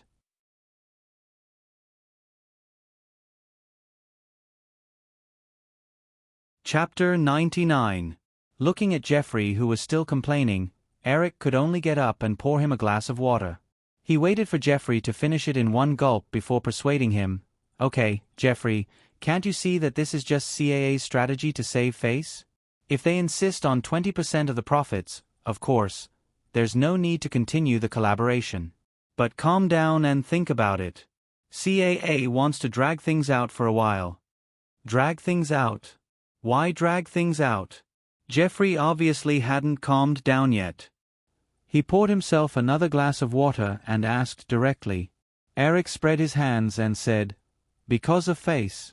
Some time ago, Premiere Magazine came up with a list of the most powerful people in Hollywood, and Michael Ovitz was ranked first. Even movie moguls like Barry Diller and Michael Eisner could only be ranked behind him. If he just got this title not long ago, and two of his stars are working with the band Target, isn't that a slap in the face to the most powerful person in Hollywood? Jeffrey breathed a sigh of relief and said, "That's good. I thought they really wanted to take a share of the profits. That's too reckless." "This isn't reckless," Eric directly said. "Jeffrey, maybe you'll slowly accept the reality of stars taking a share of the profits in addition to their pay."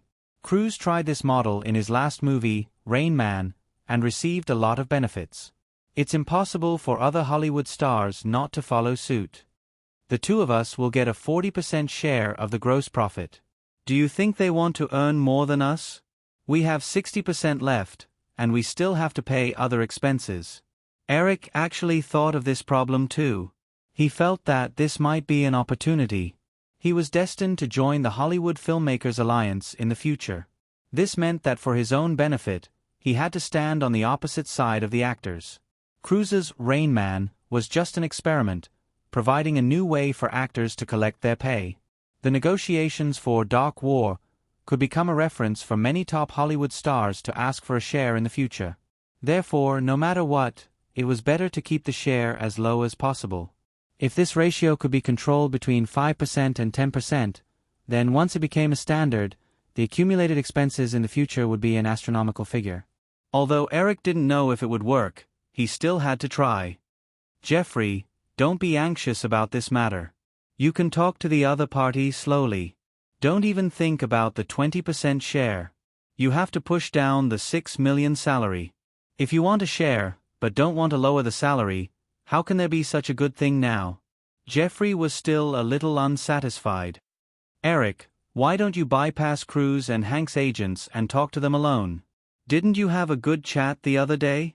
Eric smiled and took out the Hollywood Information Bulletin from yesterday and waved it in front of Jeffrey. "They are both artists under CAA. I don't have a particularly good relationship with them. They agreed to act in Dark War, which is already not giving face to Michael Ovitz. They can't go too far.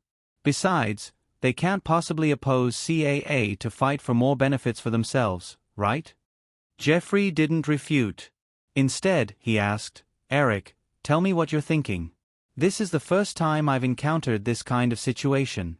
Although I can drag on the negotiations, as the boss, you are the one who makes the final decision. So, you better give me a baseline for reference. Only then will I know what to do during the negotiations."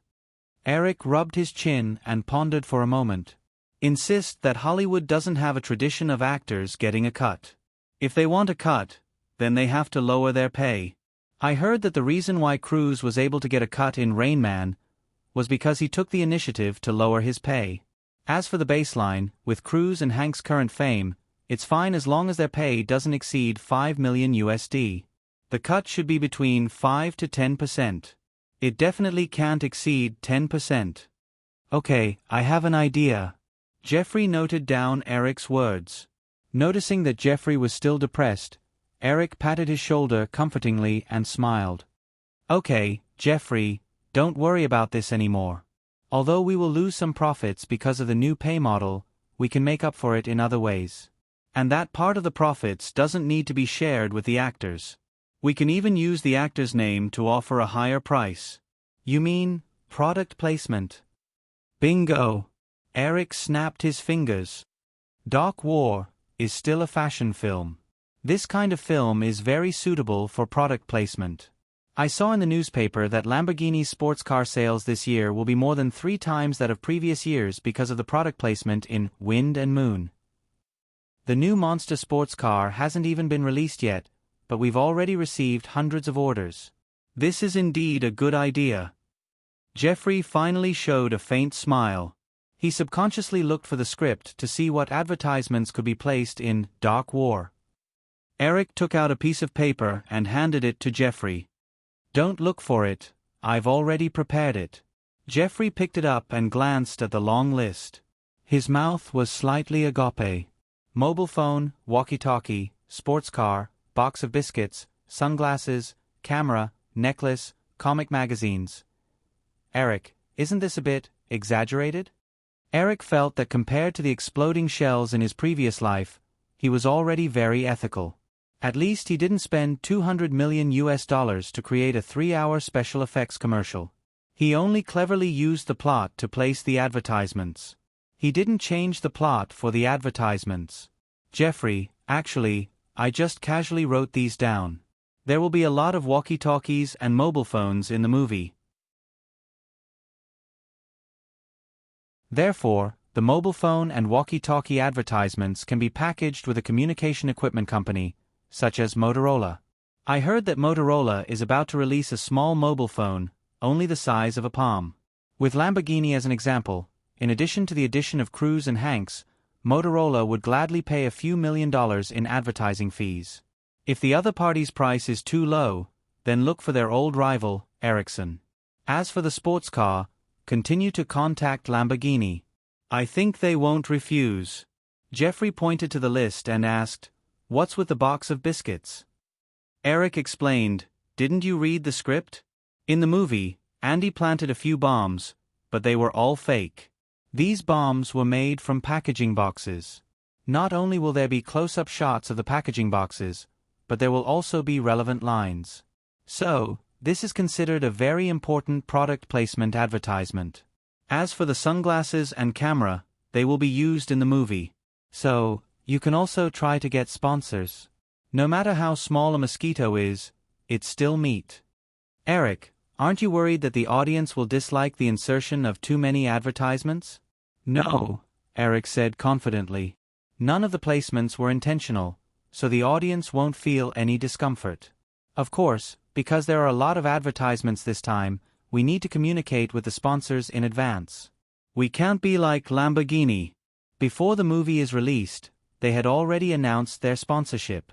Jeffrey felt that something was wrong and said doubtfully, "The product placement advertisements are not prominent, and they don't allow people to publicize it.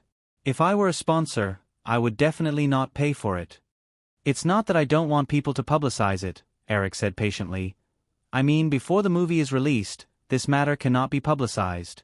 Otherwise, even if I didn't deliberately plant the advertisements, the audience will think that it was done deliberately. This kind of preconceived idea will subconsciously cause the audience to dislike the movie. But after the movie is released and the reputation of the movie is confirmed, the advertisements will be hyped up. Not only will it have a promotional effect, but it will also attract the audience who are curious about the advertisement plot to go to the cinema again. This will increase the box office of the movie." Jeffrey revealed a meaningful smile. "Eric, I feel like I'm sitting in front of a Venetian businessman." "Is this sarcasm?" "Yes, but I added a lot of praise and admiration in it." Jeffrey laughed. "Oh, Mr. Jeffrey, you are so generous. Eric replied in a theatrical tone and laughed. After joking around, Eric looked at his watch and said, "I happen to have a date, then." Jeffrey did not wait for Eric to finish his sentence and quickly replied, "Leave it to me, right?" "Smart. I didn't expect you to answer first." Eric laughed again. Jeffrey did not understand what Eric was talking about, so he did not laugh. He curled his lips and asked curiously, "Date with a woman?" "Man, a very famous architect in the industry, Frank Gehry. I saw the Malibu mansion he designed for Oracle's chairman, Larry Ellison, so I want to ask him to give me some advice. Does it have anything to do with the rocky beach you spent $5 million on?" "How is it a waste of money?" Eric retorted, "When I successfully build my Malibu 10880, there will be people willing to buy it for $50 million US. It's up to you. To be honest, I'm relieved that you're acting so willfully because you've finally done something that a young man of your age should do. Otherwise, I would always subconsciously treat you as someone of the same age as me." "Eric, why do you always call it Malibu 10880? Eric blinked. "That's a secret." "Tell me, I promise I won't tell anyone." Jeffrey curiously looked over. "Since it's a secret, of course, I can't tell anyone other than myself. You are also considered others." Eric obviously could not explain to Jeffrey, so he directly left the office. Michael Jackson's Fantasy Manor covered an area of 11 square kilometers. Including the various buildings, it only cost $19.5 million US. In comparison, Malibu was only 6 hectares, which was equivalent to about 0.06 square kilometers, but it cost $5 million US. It was indeed a foolish price. However, even so, it was the result of the private lawyer spending an extra public relations fee to persuade him. Because this was a small park, according to the rules, it could not be sold. "Mr. Williams, although the design of this building you drew is very imaginative, there are too many unreasonable parts. The construction is quite difficult, especially since it is built on the edge of a cliff." Frank Gehry commented on Eric's drawing with his own professional eyes. At this time, the two of them were standing together at the sharp corner of Malibu. Frank Gehry's assistant was also with them. Eric was not alone. Virginia happened to be at home, so Eric called her over to temporarily play the role of a little secretary. This was already Eric's private property, and he had obtained a construction permit. He could do anything he wanted on this piece of land. As long as they didn't cause any public outcry, no one would care. "Mr. Gehry, are you saying that the construction is too difficult? Does that mean it can be built?" Frank Gehry nodded, "But it will cost a lot of money." "I don't think it is necessary at all. If you must build this mansion here, I suggest that you move the mansion at least 10 meters to the north. Not only will it greatly reduce the construction difficulty, but it will also save more than 30% of the construction cost. Also, it will be easier to set up various pipelines." Eric visually estimated that after moving the mansion 10 meters, there would be a rock that would spoil the scenery. Would it still be a mansion facing the sea in spring? Shaking his head, Eric rejected Frank's suggestion. "Mr. Gehry, if I insist, how much will it cost?" "I can't give you a specific figure for the time being because I don't have specific survey data yet.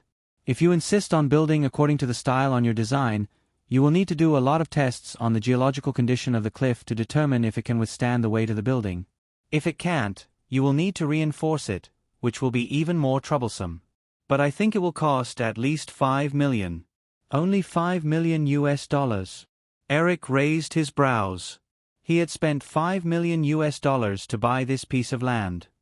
"Mr. Williams, from what I know, the most expensive mansion in Malibu is around this price."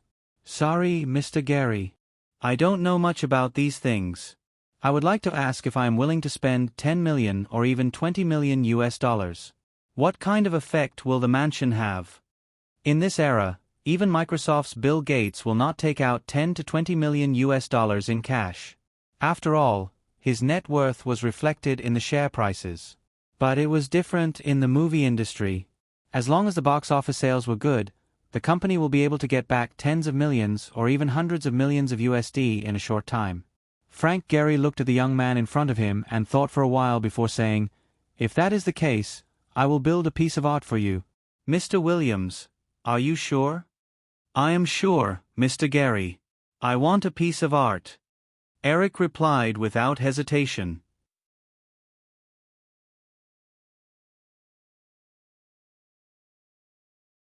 Chapter 100. After the field trip, Frank Gehry proposed to find a place to discuss more details. Eric led him directly to Virginia's villa not far away. Virginia did not express any dissatisfaction with Eric's manly behavior. Instead, she quietly and carefully entertained Frank and his intern assistant. Frank firmly believed that Virginia was Eric's lover, so he did not show any strange expression. He only sighed with emotion that this young director really knew how to enjoy life. Virginia's appearance and figure were top-notch. What was even rarer was that she was extremely well-behaved and tactful. Such a woman was destined to not bring any unnecessary trouble to men. As a well-known master architect, he often came into contact with rich and famous people who invited him to design homes. He also occasionally peeked at the strange secrets of the upper-class society, so he was used to it. Frank's intern assistant, on the other hand, looked at Eric and Virginia curiously from time to time. After Frank warned him with his stern eyes several times, he finally calmed down and started taking notes obediently. The land Eric bought was about 6 hectares, which was 60,000 square meters after conversion, but the Iron Man Malibu mansion he drew based on his memory, plus supporting facilities such as the helipad, only covered a few thousand square meters. Therefore, except for the main building, the design of the other places would be handed over to Frank's architectural design company, which would eventually form a small manor of about 14 acres. Frank Gehry was a deconstructionist architect. Many of his works were very imaginative, so he received a lot of criticism, but at the same time, he was also sought after by more people. After receiving Eric's promise of unlimited budget, Frank became bolder. He proposed a construction plan with granite, special glass, and low-alloy high-strength steel as the main materials. This alone directly pushed the cost to the level of tens of millions of dollars. From Frank's explanation, Eric learned that the above expensive materials were usually only used in landmark public buildings in some cities. In Eric's original vision, he intended to build this mansion into a landmark building in Malibu. The two sides almost hit it off. As for money, it wasn't a problem for Eric. He earned so much money so that he could do whatever he wanted. They talked until the evening. Frank Gehry promised that he would come up with a few complete design plans for Eric to choose from as soon as possible. He also tactfully declined the dinner invitation and left with his assistant. After getting into the car, Frank said earnestly to the young intern in the driver's seat, "Scott, in the future, you will have to deal with all kinds of rich and famous people. It's inevitable to see and hear some things, but you have to remember, if you don't want to get into trouble, you'd better keep your mouth shut." Not only was Scott familiar with Eric, but he also happened to know Virginia, a relatively unknown actress. He didn't expect that the 18-year-old director would have a relationship with Virginia, who was 10 years older than him. If this matter was spread out, it would definitely become explosive news. Originally, Scott had indeed made up his mind to brag to his friends at the gathering that night that he had come across a secret in the entertainment industry. When he heard the stern warning from his boss and mentor, Scott suddenly realized and immediately dispelled the idea.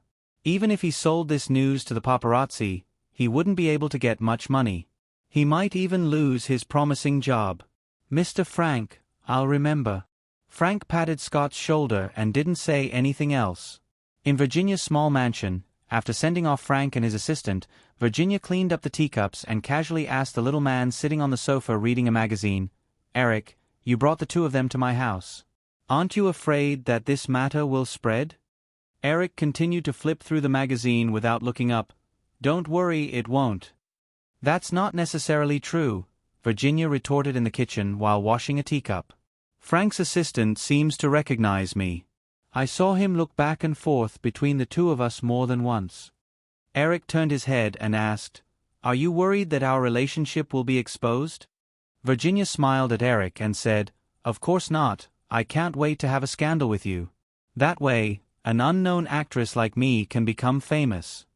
"Then why are you still asking?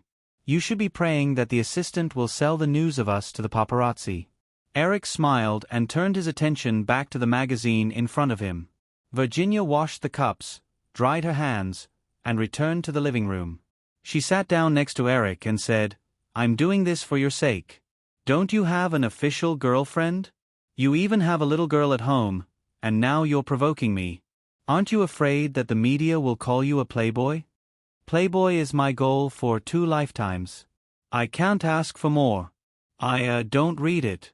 A man reading a women's magazine is so wretched." Virginia grabbed the magazine from Eric's hand and threw it aside. "Eric, you seem to be very sure that the other party won't spread the news?" Eric picked up the magazine and flipped to the original page. He was very interested in an analysis of women's clothing and personality. He blocked the girl's hand that reached out again and said, "Don't mess around, I'll tell you. Mr. Frank is a very stable person. He won't spread this around. As for his assistant, did you notice that the other party's suit is obviously a size bigger?" Virginia hugged Eric's arm, her eyes wide with curiosity. This expression was inexplicably cute for a woman who was so mature to the point of dripping water. Eric couldn't help but stay on the girl's face for a few more seconds before he continued, "The suit doesn't fit, and it's unlikely that he borrowed it. No one will wear a borrowed suit to work for a long time. It's more likely that it's his father's. I happened to do this kind of thing before, which means that the other party's financial situation isn't very good. He will definitely cherish this job. Frank also obviously noticed that the other party was sizing us up, so he will definitely warn the assistant not to talk nonsense. To be able to get the job of an architect's assistant, the other party's IQ is unquestionable. As long as Frank reminds him a little, the other party will definitely know what to do."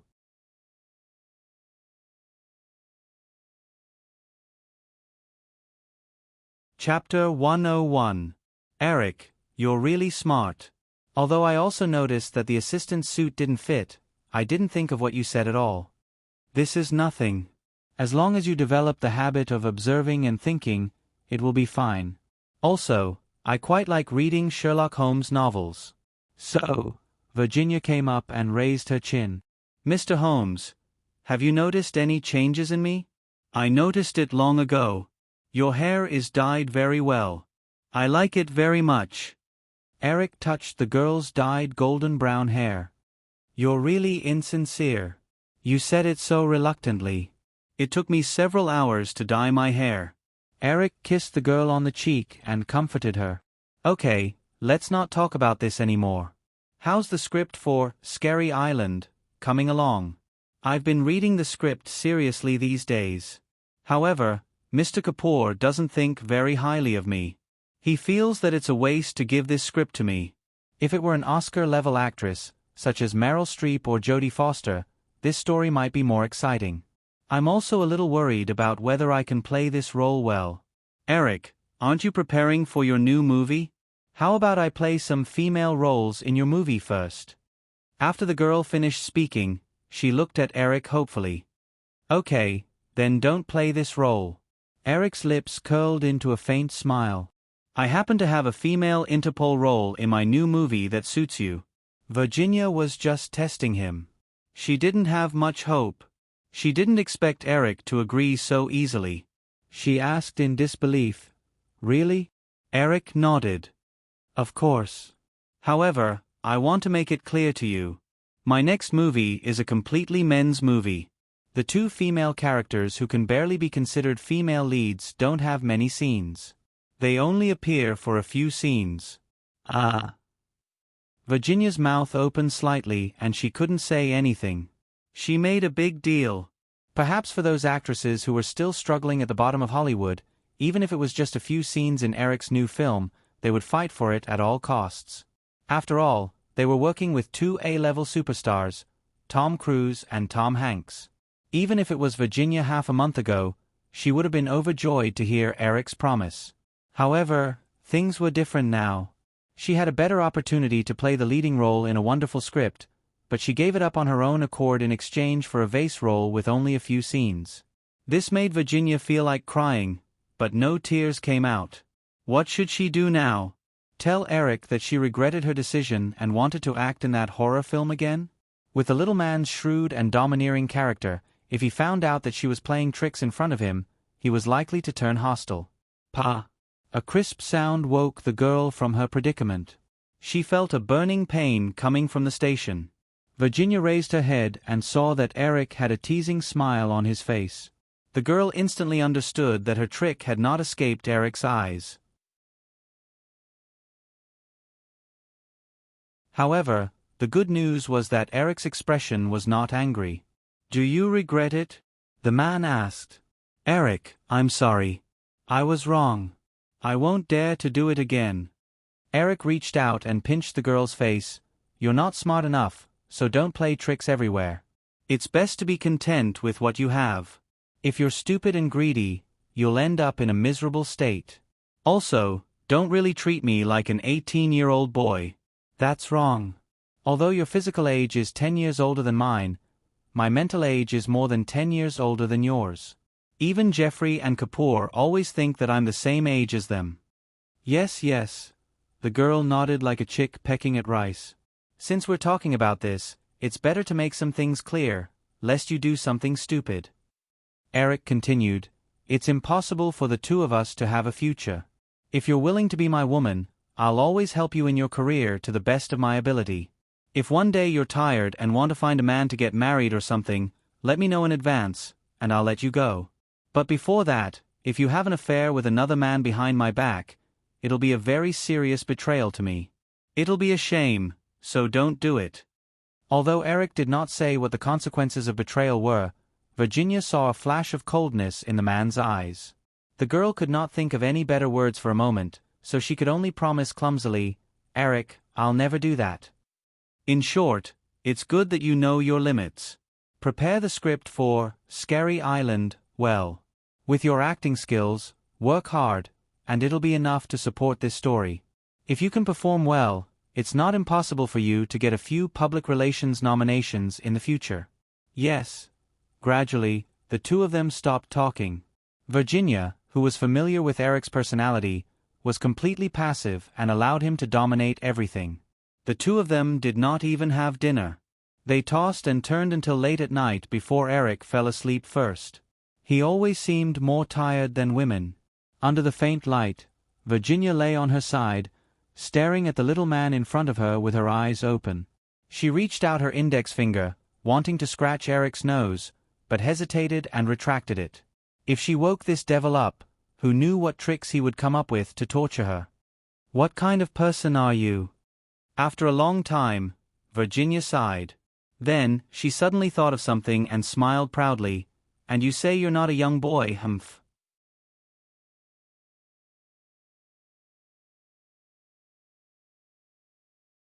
Chapter 102.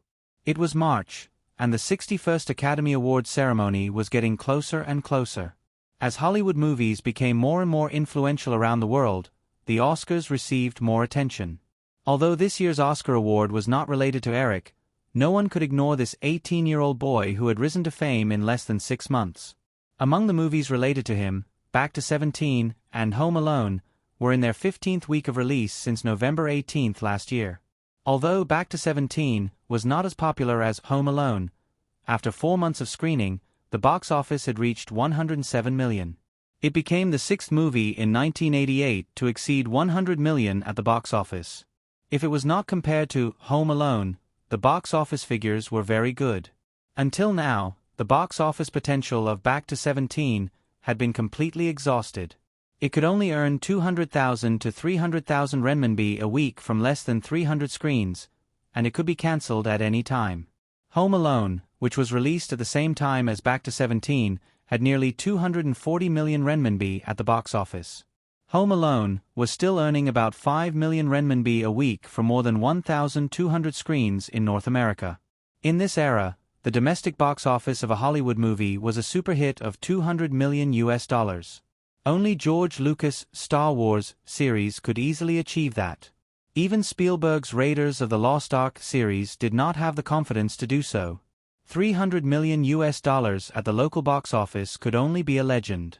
The last and only time this legend was Spielberg's Alien E.T., in 1982.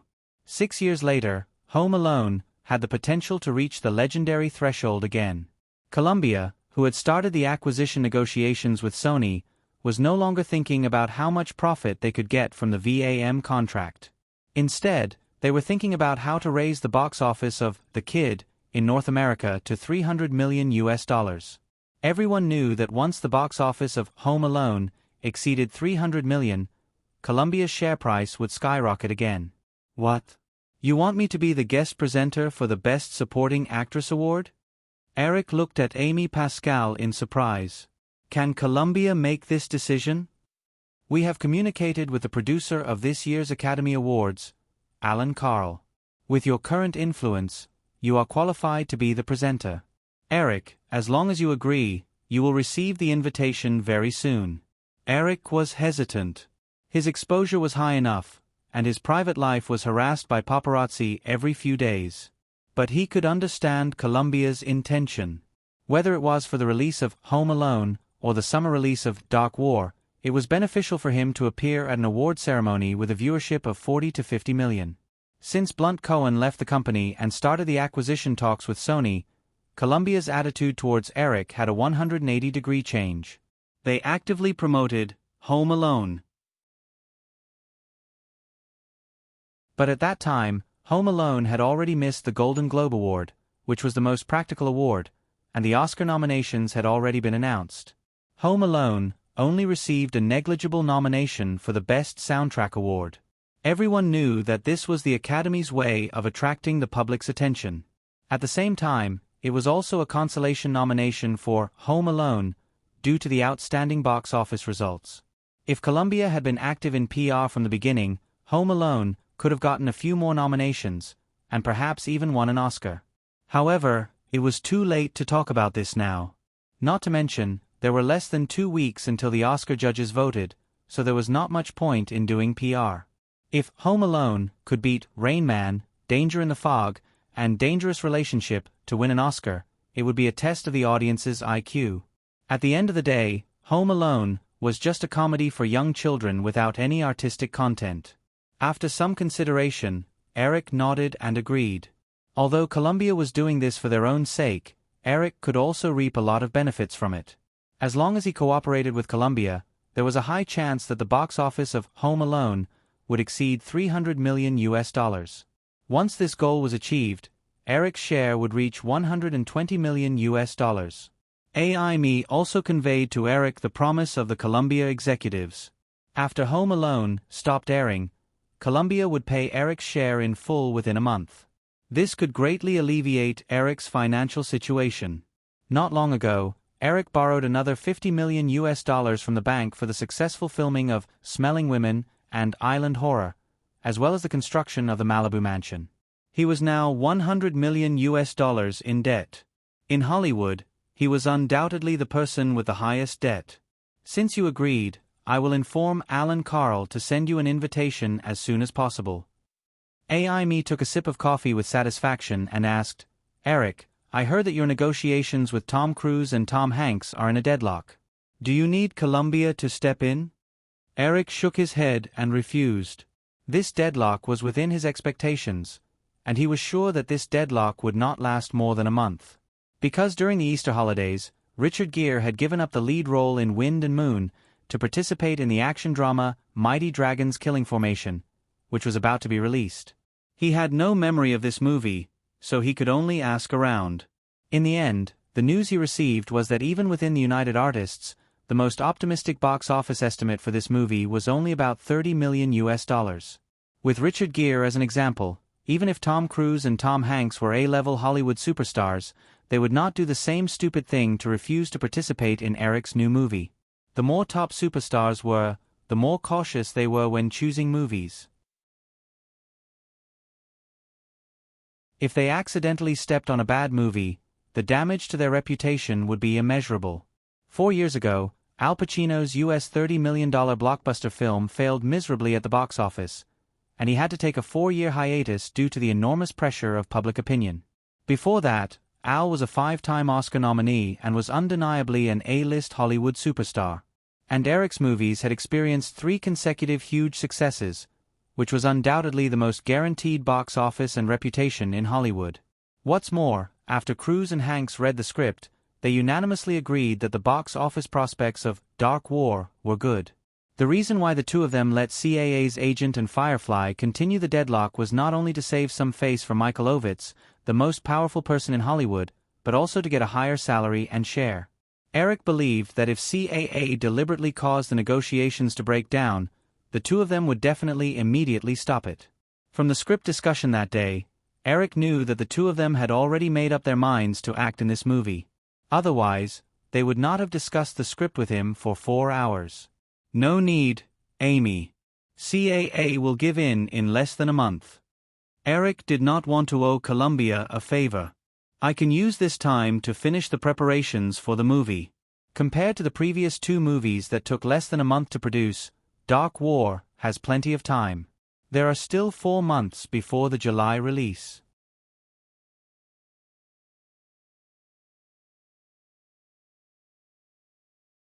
Chapter 103. Amy Pascal also knew a lot about the deadlock in negotiations, so she didn't insist. Since the purpose of this visit had been achieved, she got up and said, "If that's the case, then I'll leave." "I'll drive you." Eric also got up. "Amy, you didn't drive here?" "My car happened to be sent for maintenance today, so I took a taxi here." Eric said enthusiastically, "Then I'll drive you back. It's not easy to get a taxi here." Amy Pascal knew that Eric was telling the truth, plus the place she wanted to go wasn't too far away, so she agreed. The two walked out of the villa. Eric opened the garage door, went in, and drove out the Ford sedan that was still there. Amy Pascal, who was standing at the garage door, listened to the muffled sound of the old Ford engine. She glanced at the garage curiously and found that the garage, which was enough to park 10 cars, was empty. Other than the Ford sedan, there was only another flashy purple sports car parked in the corner. "Eric, with your current net worth, you can totally change to a better car." Amy smiled and pointed at the Ford, then looked at the purple sports car with curiosity in her eyes. "You mean that Lamborghini?"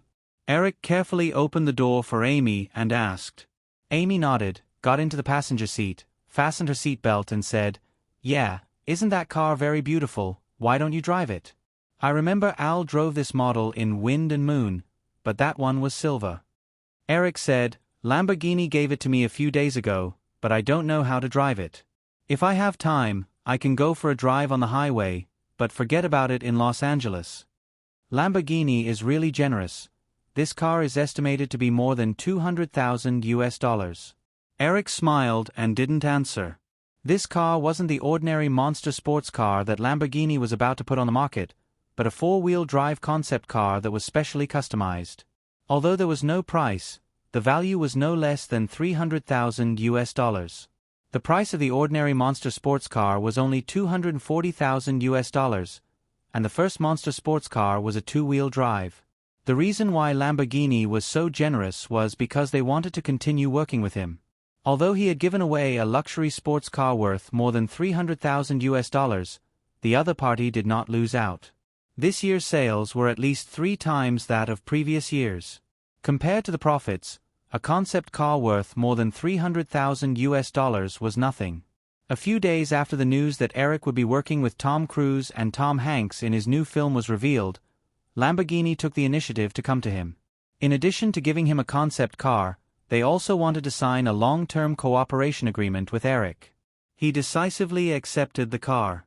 There was no need to talk about a long-term contract. The case of Lamborghini's product placement in Wind and Moon had already spread in the industry. The product placement model in movies would definitely enter an era of rapid development many years in advance, and the profits would also increase. Under such circumstances, signing a long-term contract was definitely not a wise choice. As soon as Eric drove out of the mansion and was about to get out of the car to close the door, he saw a middle-aged man in his 40s pounce on him and gently pat on the window of the Ford sedan. "Mr. Williams. Mr. Williams?" It happened very abruptly. Without understanding the other party's intentions, Eric stopped opening the door and looked out. The man looked to be in his 40s. He had a square face with a short beard, and his eyes were fawning and eager. Cautiously rolling down the window a crack, Eric asked, "May I ask who you are?" The middle-aged man noticed Eric's vigilance and quickly took out a business card and stuffed it through the crack. "Mr. Williams, please don't misunderstand. I don't mean any harm. I'm Jonathan Demme. You must know me." Eric took the business card and glanced at it, then carefully sized up the middle-aged man outside the car window. After confirming that he basically matched the image in his memory from his previous life, he let down his guard. The other party was one of the 3 candidates he had invited to be the director of Terror on a Small Island. However, after handing the matter over to Jeffrey, Eric didn't ask about it again. He was mainly busy with other matters. First was Steel Magnolias. Kapoor originally insisted that Julia's salary was $500. After Eric personally communicated with Kapoor, he convinced him to accept the price of $3 million. The process wasn't pleasant, and Kapoor complained for a long time. He felt that this salary would damage Julia's value. It would be fine if Steel Magnolias sold well at the box office in the future, and Julia's lowering of her salary would become a story of discerning eyes.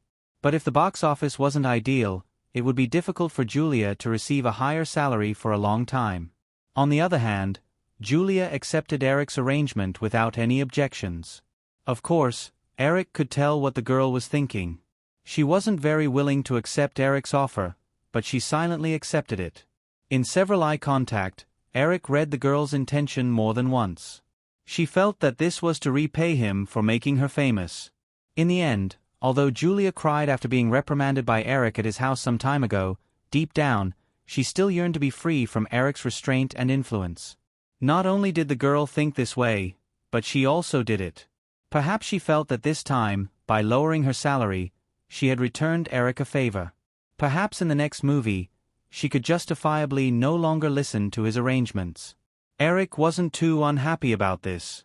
With his knowledge of Julia's career trajectory in his previous life, it was easy to let the girl walk the right path. And if he wanted to teach this disobedient girl a lesson, it was even easier.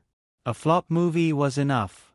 Eric even had a playful attitude, wanting to see how the girl was going to flop around. After settling Steel Magnolias, it was time to prepare for Smelling Women. As for the director of Smelling Women, Al Pacino personally recommended someone. Coincidentally, the person Al recommended was the director of the original Smelling Women, Martin Brewster. It was said that Al chatted with the director at a party, and the topic somehow turned to the script of Smelling Women. Many of Martin's ideas for Smelling Women coincided with Al's ideas, so Al recommended him to Eric. Since it was the director of the original, Eric didn't have too many concerns. After talking with the other party, he felt assured and handed the guide to Martin. Currently, Smelling Women was in the midst of intense preparations, and Eric would help with some work from time to time. Because of these delays, Eric didn't have time to ask about the director of Island Horror. Of course, Eric wasn't in a hurry. Because whether it was Smelling Women, Island Horror, or Herbert Ross's Steel Magnolias, Eric planned to release them at the end of the year, so there was plenty of time. To Eric's surprise, one of the 3 candidates, Jonathan Demme, suddenly came to him today. Eric couldn't stay in the car any longer. He opened the door and got out. He said to the middle-aged man in front of him, "Mr. Demme, what can I do for you?" "It's like this." Jonathan Demme said, "Some time ago, I received an invitation to direct the script for Scary Island. I didn't expect the script to be written by you, Mr. Williams. It's simply wonderful. After I read it, I immediately replied to Mr. Jeffrey, saying that I'm willing to direct the movie. But Mr. Jeffrey told me that there are 3 candidates for the director, and you need to make the decision personally. I know that compared to the other 2 masters, my qualifications are a little shallow, but I don't want to lose this opportunity. Mr. Williams, can you give me some time? Let me explain my shooting ideas. I only need half an hour." Eric looked back at Amy Pascal in the car and said regretfully, "I'm sorry, Mr. Demme. Unfortunately, I have to send a lady home now, so—" "I can wait, Mr. Williams." "It's okay, I can wait here for you to come back." Eric was a little touched by the other party's persistence. He hesitated and said, "Mr. Daimi, why don't you get in the car first? After sending this lady home, we can find a place to have a good talk." "Is that appropriate?" Jonathan Daimi looked at Amy Pascal in the car hesitantly. He didn't know the relationship between the other party and Eric. He was worried that doing so would seem abrupt and leave a bad impression on Eric. Amy Pascal, who was in the car, heard all the conversation between the two. She said without thinking, "Mr. Daimi, get in the car. I'm not far from here. It'll only take about 10 minutes. Eric also followed up with a few words of persuasion. Then, "Sorry to bother you." After confirming with Eric again, Jonathan Daimi carefully opened the back door of the Ford and got in with his bag. Eric turned around and locked the door before returning to the car. He started the car and drove away. Because of the sudden addition of Jonathan Daimi in the car, the three of them didn't talk much along the way. Fortunately, Amy Pascal's destination wasn't too far away, so the atmosphere didn't become awkward.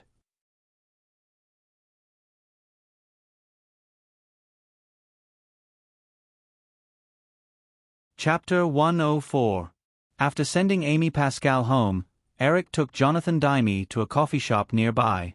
After ordering 2 cups of coffee and some snacks, Eric took the lead and said, "Jonathan, tell me about your understanding of the script." Jonathan Daimi was like a student being tested.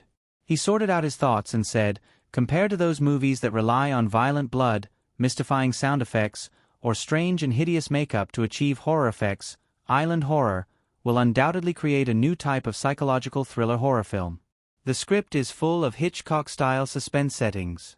Although the plot is not complicated, it can always firmly capture the audience's curiosity. And the big twist at the end where the truth is revealed is even more surprising. Eric, many people think that your current success is due to God's blessing. But if they read the script you created, I believe that no one will think so. Your talent is simply amazing." As he spoke, Jonathan Daimi couldn't help but compliment him. Eric could see that the other party was really praising from the bottom of his heart and not to please him. He smiled and said, "Thank you for your praise, Jonathan. Your understanding of the script is very good. However, this is not enough for me to give this movie to you. Although I haven't had time to pay attention to the responses of the other 2 director candidates, I believe that they will also be very interested in this movie. What do you think are your advantages compared to the 2 horror masters, Wes Craven and William Friedkin?" "Plasticity," Jonathan Daimi replied without hesitation. "Eric, I'm more malleable than them." Eric sized up the middle-aged man in front of him who was already in his 40s and wondered, "Malleable?" Jonathan Daimi explained unhurriedly, "Yes, Eric, because I have never shot a horror film before, this is my biggest advantage. I have been in the industry for almost 20 years. I believe that my professional level as a director is definitely not a problem. I can completely shoot according to the psychological horror concept of the script you wrote. However, if the 2 famous horror masters were to direct the movie, they would definitely bring their personal style into the movie. This might not be their own intention, but habit was very powerful. Therefore, it is very likely that they will return small island horror to the traditional horror movies like The Exorcist and A Nightmare on Elm Street. That will have a very good scary effect, but it will inevitably weaken the sensational effect caused by the human ghost reversal at the end of the script." After Jonathan Daimi finished speaking, he noticed that Eric's expression had loosened. He hurriedly took out a thick stack of prepared information from his backpack. However, he did not hand it over to Eric. He knew that if he did that, the other party might not have the patience to continue watching. Therefore, he only picked out the most important pages and handed them to Eric. "Eric, look, these are some of my ideas for the shooting of Small Island Horror, and a few scripts for the shooting of the scenes that I envisioned. I think that the film should focus on the creation of horror and suspense, throwing out one suspense after another to arouse the audience's curiosity in stages. This can cover up the weaknesses in the script and the plot to the greatest extent, and it will not make the audience feel bored. In terms of the creation of the atmosphere, it should focus more on psychological oppression, not sensory stimulation." Eric lowered his head and carefully read Jonathan Daimi's list of shooting ideas, then carefully looked at a few scripts for the shooting of the scenes. His fingers unconsciously tapped a few times on the table. Jonathan Demme knew that the most critical moment was coming. His right hand under the table clenched into a fist. Compared to Eric's smooth directing experience, Jonathan's journey in Hollywood was much more bumpy. He had shown a strong interest in movies since he was a child. Therefore, although he studied veterinary medicine in college, he did not embark on that path. Instead, he entered United Artists, which was still very prosperous at that time, and started from the bottom of the ladder. It was not until the age of 30 that he had the opportunity to participate in the production of some low-budget B-movies. In 1977, Jonathan finally had the opportunity to direct a movie for the first time. However, although the satire depicting life in the civilian radio station had been praised by film critics, it performed badly at the box office. To be precise, there was no box office at all. In order to let more people appreciate his work, Jonathan had to pay for a theater in New York to broadcast the movie for free to the audience, but there were still very few viewers. That blow caused Jonathan to be silent for 3 whole years. In 1980, Jonathan's work won 2 Oscars, and only then did his career pick up again. But until now, the works he shot did not have much commercial success. The box office was generally only at the level of a few million, and the highest one only exceeded 10 million. In Hollywood, it was impossible for a director to gain recognition without a blockbuster box office movie. When he studied Eric's personal experience, Jonathan found that the 3 movies related to Eric could sell well at the box office because the biggest similarity was that the 3 movies were all written by him. Although it was not clear why Eric Williams would invite him to be the director of Scare Island, this did not prevent Jonathan from seizing this opportunity. After receiving the invitation, Jonathan Demme stayed up all night and read the script many times. More than once, he was amazed by Eric's ingenious plot reversal. Early the next morning, he replied to Jeffrey Hansen, saying that he was willing to direct the movie. Originally, he thought that the other party would soon contact him to discuss signing a contract, but after waiting patiently for a few days, there was no follow-up. Jonathan Demme hurried to the headquarters of Firefly and found Jeffrey. After learning the whole story, Jonathan found that compared with the other 2 horror masters who had been famous for a long time, he, who had no experience in shooting horror movies, seemed to be the least competitive one. But Jonathan did not give up. Although Jonathan Demme's personal movies were not very good, his vision was not bad. He keenly felt that if the movie Scare Island was made, it would do well in the box office and awards. Therefore, he was more desperate to get this opportunity. It took Jonathan a few days to come up with a set of words to persuade Eric. At the same time, he also made a deeper analysis of Scare Island, and made a lot of detailed preparations. In order to be in a hurry and to prevent the script and director from being decided in advance, Jonathan had not slept more than 3 hours a day for a week. The reason why he could still sit in front of Eric in high spirits and talk with him was probably that he was hanging on to his last breath. Eric did not notice Jonathan Demme's nervousness. He knocked on the table and thought for a while, then looked up and said, "Jonathan, can you wait a moment? I'll make a call." "Of course, no problem." Jonathan did not understand the intention of Eric's move, but he still nodded. Eric did not make a decision directly, which gave Jonathan some hope in his heart. Eric got up and walked to the counter of the coffee shop. He talked to the waiter for a while, picked up the phone on the counter, and dialed the number of Jeffrey's office. "Jeffrey, it's me. There's something I forgot to ask. It's about the director of Scare Island."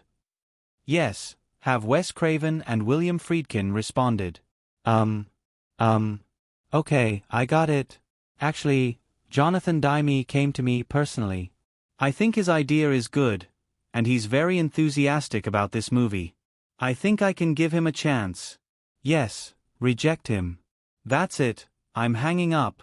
I know what to do." After hanging up the phone, Eric returned to his seat.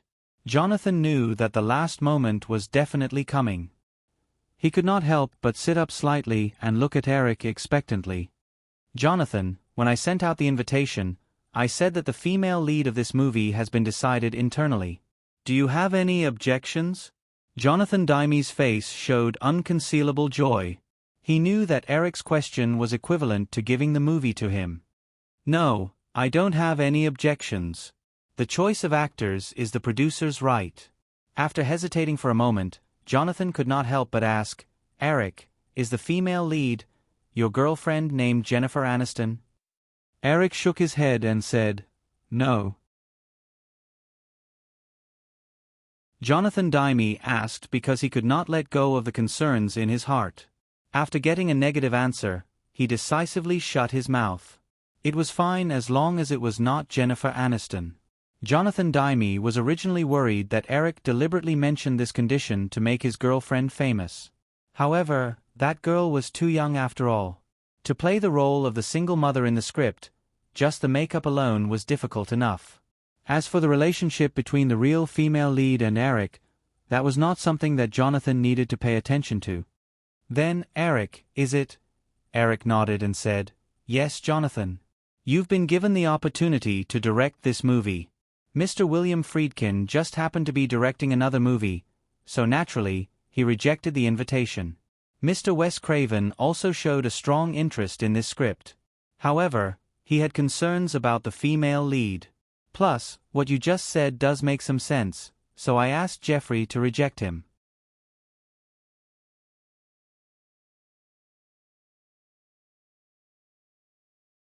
Chapter 105. Jonathan almost danced with joy.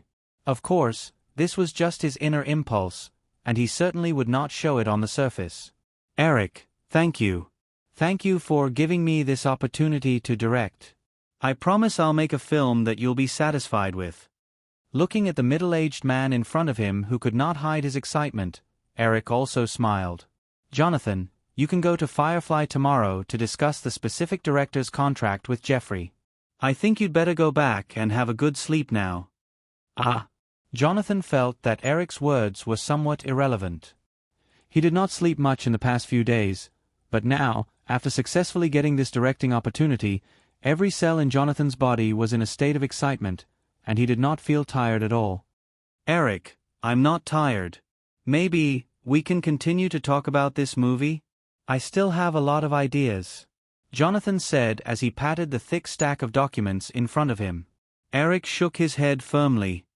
Jonathan, I understand the effort you've put in to get this opportunity. Maybe you haven't looked in the mirror carefully these days, right? Jonathan touched the stubble on his face. Sorry, Eric, I just washed my face when I came out.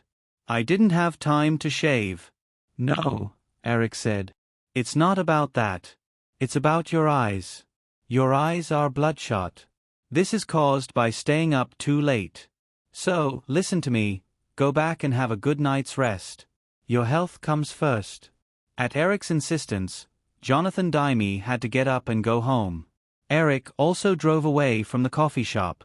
The next day, Jonathan signed a director's contract with Firefly. Regarding Jeffrey's offer of a director's fee of $500,000 and no share of the profits, Jonathan signed without hesitation.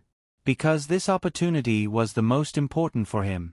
Once Scary Island was successful, he could completely get rid of the previous B-movie circle and step into a new world. On the surface, Hollywood was the place where the American dream happened the most frequently. Some unknown actors and directors would suddenly enter the ranks of top actors and directors because of the success of a certain movie. They would be pursued and praised by film companies and the public. But in fact, in the Hollywood circle, there were more invisible barriers. Independent films had their own circle, B-rated films had their own circle, low-budget films had their own circle, and major productions had their own circle. Although these circles intersected with each other, when people who originally belonged to one circle wanted to jump to another circle, they would find that in the process, there would be obstacles in front of them. Slowly, many people gave up struggling and obediently stayed in their own circles. It was not that there were no lucky people. Occasionally, someone would be lucky enough to jump from a low-level circle to a higher-level circle and suddenly shine. Then, they would become the representatives of the American dream. After Jonathan Dime signed the contract, all the directors for Eric's planned movies this year were confirmed. The shooting of Steel Magnolias had already begun, followed by Dark War, Smelling Women, and Island Horror. The three movies were in the casting phase. Although some of the lead actors for the 3 movies had been confirmed, the remaining roles were still popular. In Eric's first 2 movies, even if they were supporting roles, many people's careers directly rose to a new level. Therefore, after Firefly released the audition news, the circle of second- and third-tier actors in Hollywood was almost boiling. Many first-tier actors sent out feelers to Firefly. Because everyone knew that the casting of the 3 movies would definitely lean towards actors from the UTA agency. Therefore, in just a few days, thousands of cooperation applications were handed to Kapoor. Many of them were agents who packed up their artists and wanted to join the UTA. After Kapoor and Eric had a detailed discussion, the 2 of them agreed that now was not the best time for the UTA to expand. If they blindly expanded and did not provide enough opportunities for the artists, it would only affect the UTA's own reputation. Therefore, almost all the cooperation applications were rejected. In the face of the continuous applications, Kapoor could only release a public statement to temporarily stop the matter. In the audition list for the supporting roles in the movies, the most popular one was not Dark War, directed by Eric himself, nor Smelling Women, starring Al Pacino. Instead, it was the most inconspicuous Scary Island. This was because there were 2 10-year-old actors on the audition list for Scary Island. Although the director and the female lead of this movie were not famous, other than the name The Others, there was no information about the script's content. However, the name of the screenwriter was Eric himself. Many people naturally thought of Stuart Runkle, who became famous because of Home Alone. Before Home Alone, Stuart Runkle was just a precocious little boy in Eric's neighborhood.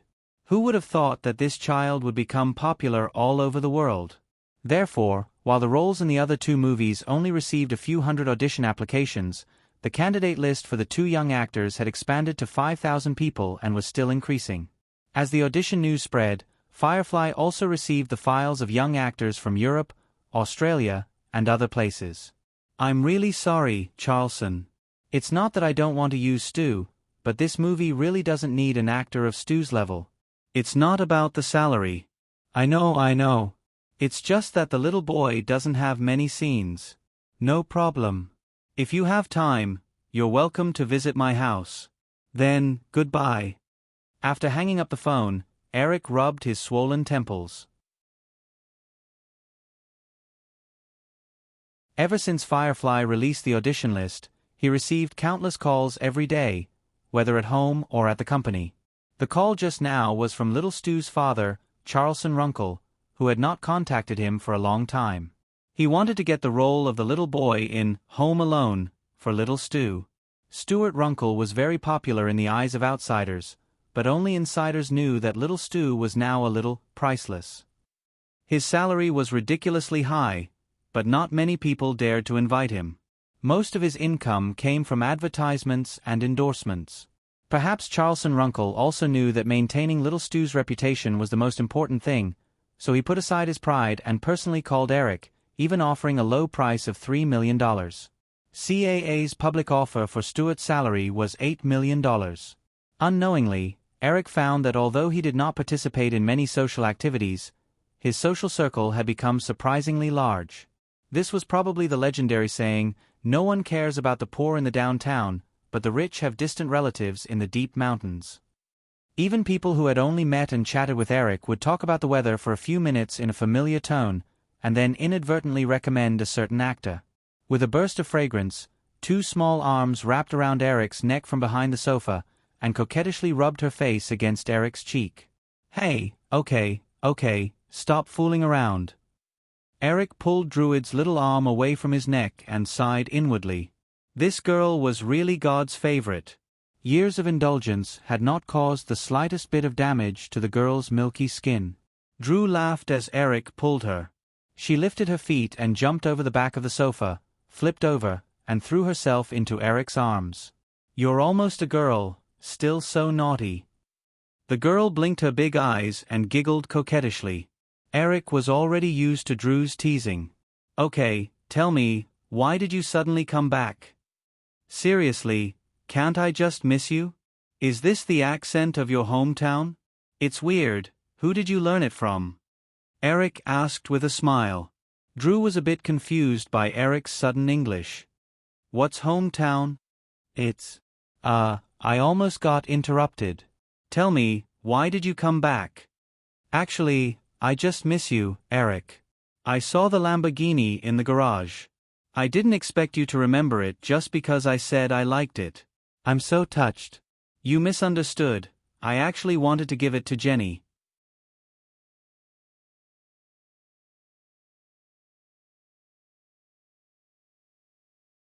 Chapter 106. A Man Who Doesn't Mean What He Says. Drew pouted. I'll forgive you. Eric knocked the girl's head out of habit. Then should I thank you for your generosity? That's not necessary, Drew said.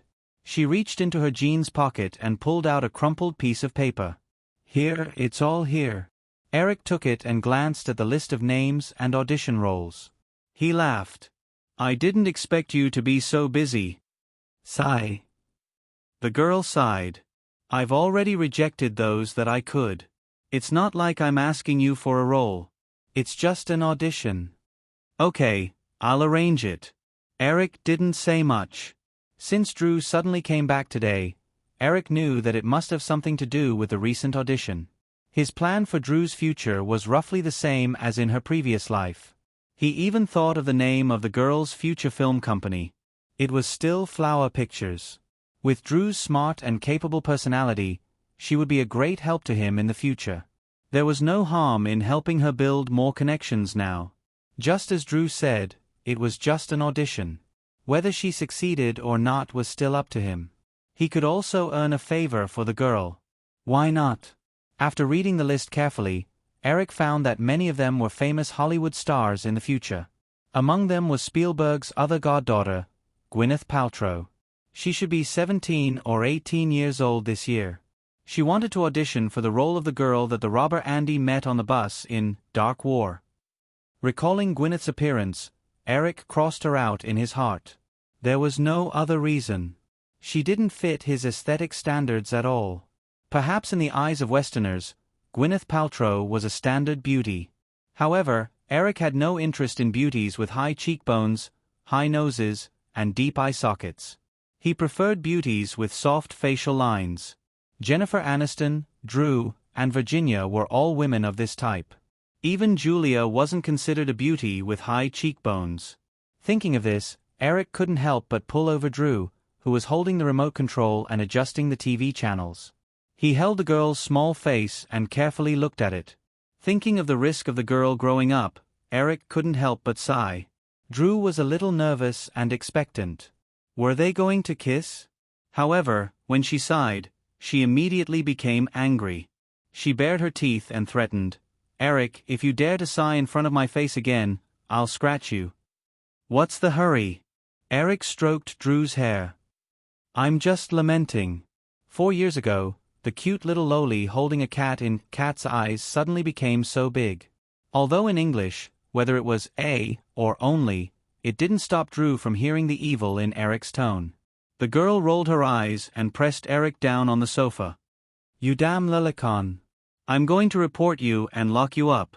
Let's see how you're going to fool around with that woman and not come home at night. Eric was a little surprised. He felt that there shouldn't be too many people who knew about his relationship with Virginia. The whole of Los Angeles knows about this? Yes, the whole of North America knows.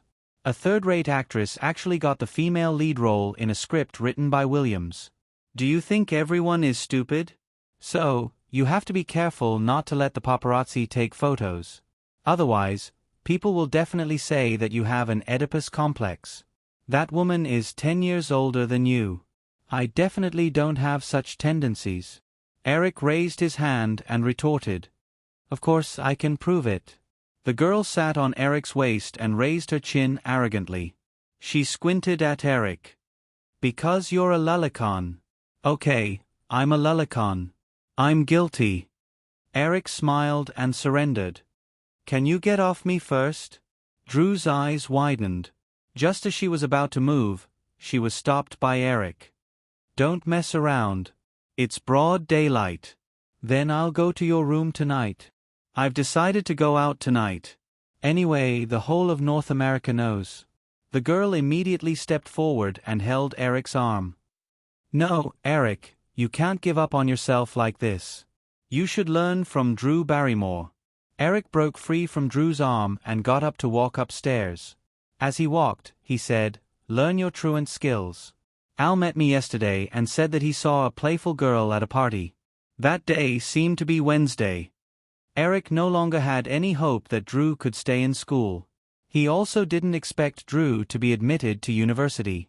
He originally wanted the girl to stay in school until she was 16 years old and continue to go back to Hollywood. But looking at the current situation, this was not very feasible. The girl couldn't sit still in school at all. The only thing that relieved Eric was that Drew had used some unknown method and the principal no longer called him to complain about Drew's atrocities of leading the obedient girls in school astray. Hearing Eric's words, Drew jumped up and waved her little fist in the air angrily. "Al Pacino. I want to break off relations with him. I specifically told him not to tell you." "Then he must have misunderstood you." Eric smiled without turning his head. "But I'm very relieved that Al said you didn't drink. By the way, when did you and Al become friends?" "After Wind and Moon was released, we met by chance once." Drew spoke in a secretive manner, but Eric quickly understood the hidden meaning in her words. "It seems that you've done a lot of bad things outside in my name. When I have time, I should torture you." "No, Eric, I'm afraid of pain." "Kiss me and I'll tell you everything." Drew followed Eric into the study and watched him pack several documents into his satchel before walking downstairs. "Eric, are you going out? It's the weekend today." Eric picked up his satchel and walked downstairs. "It's all because of you. The auditions will officially start next week. The staff will send out audition notices to the actors who pass the first round of screening in the next 2 days. I have to add the people you gave me to the list," the girl said unhappily, "but I still want you to take me to Malibu to see the address of our new house."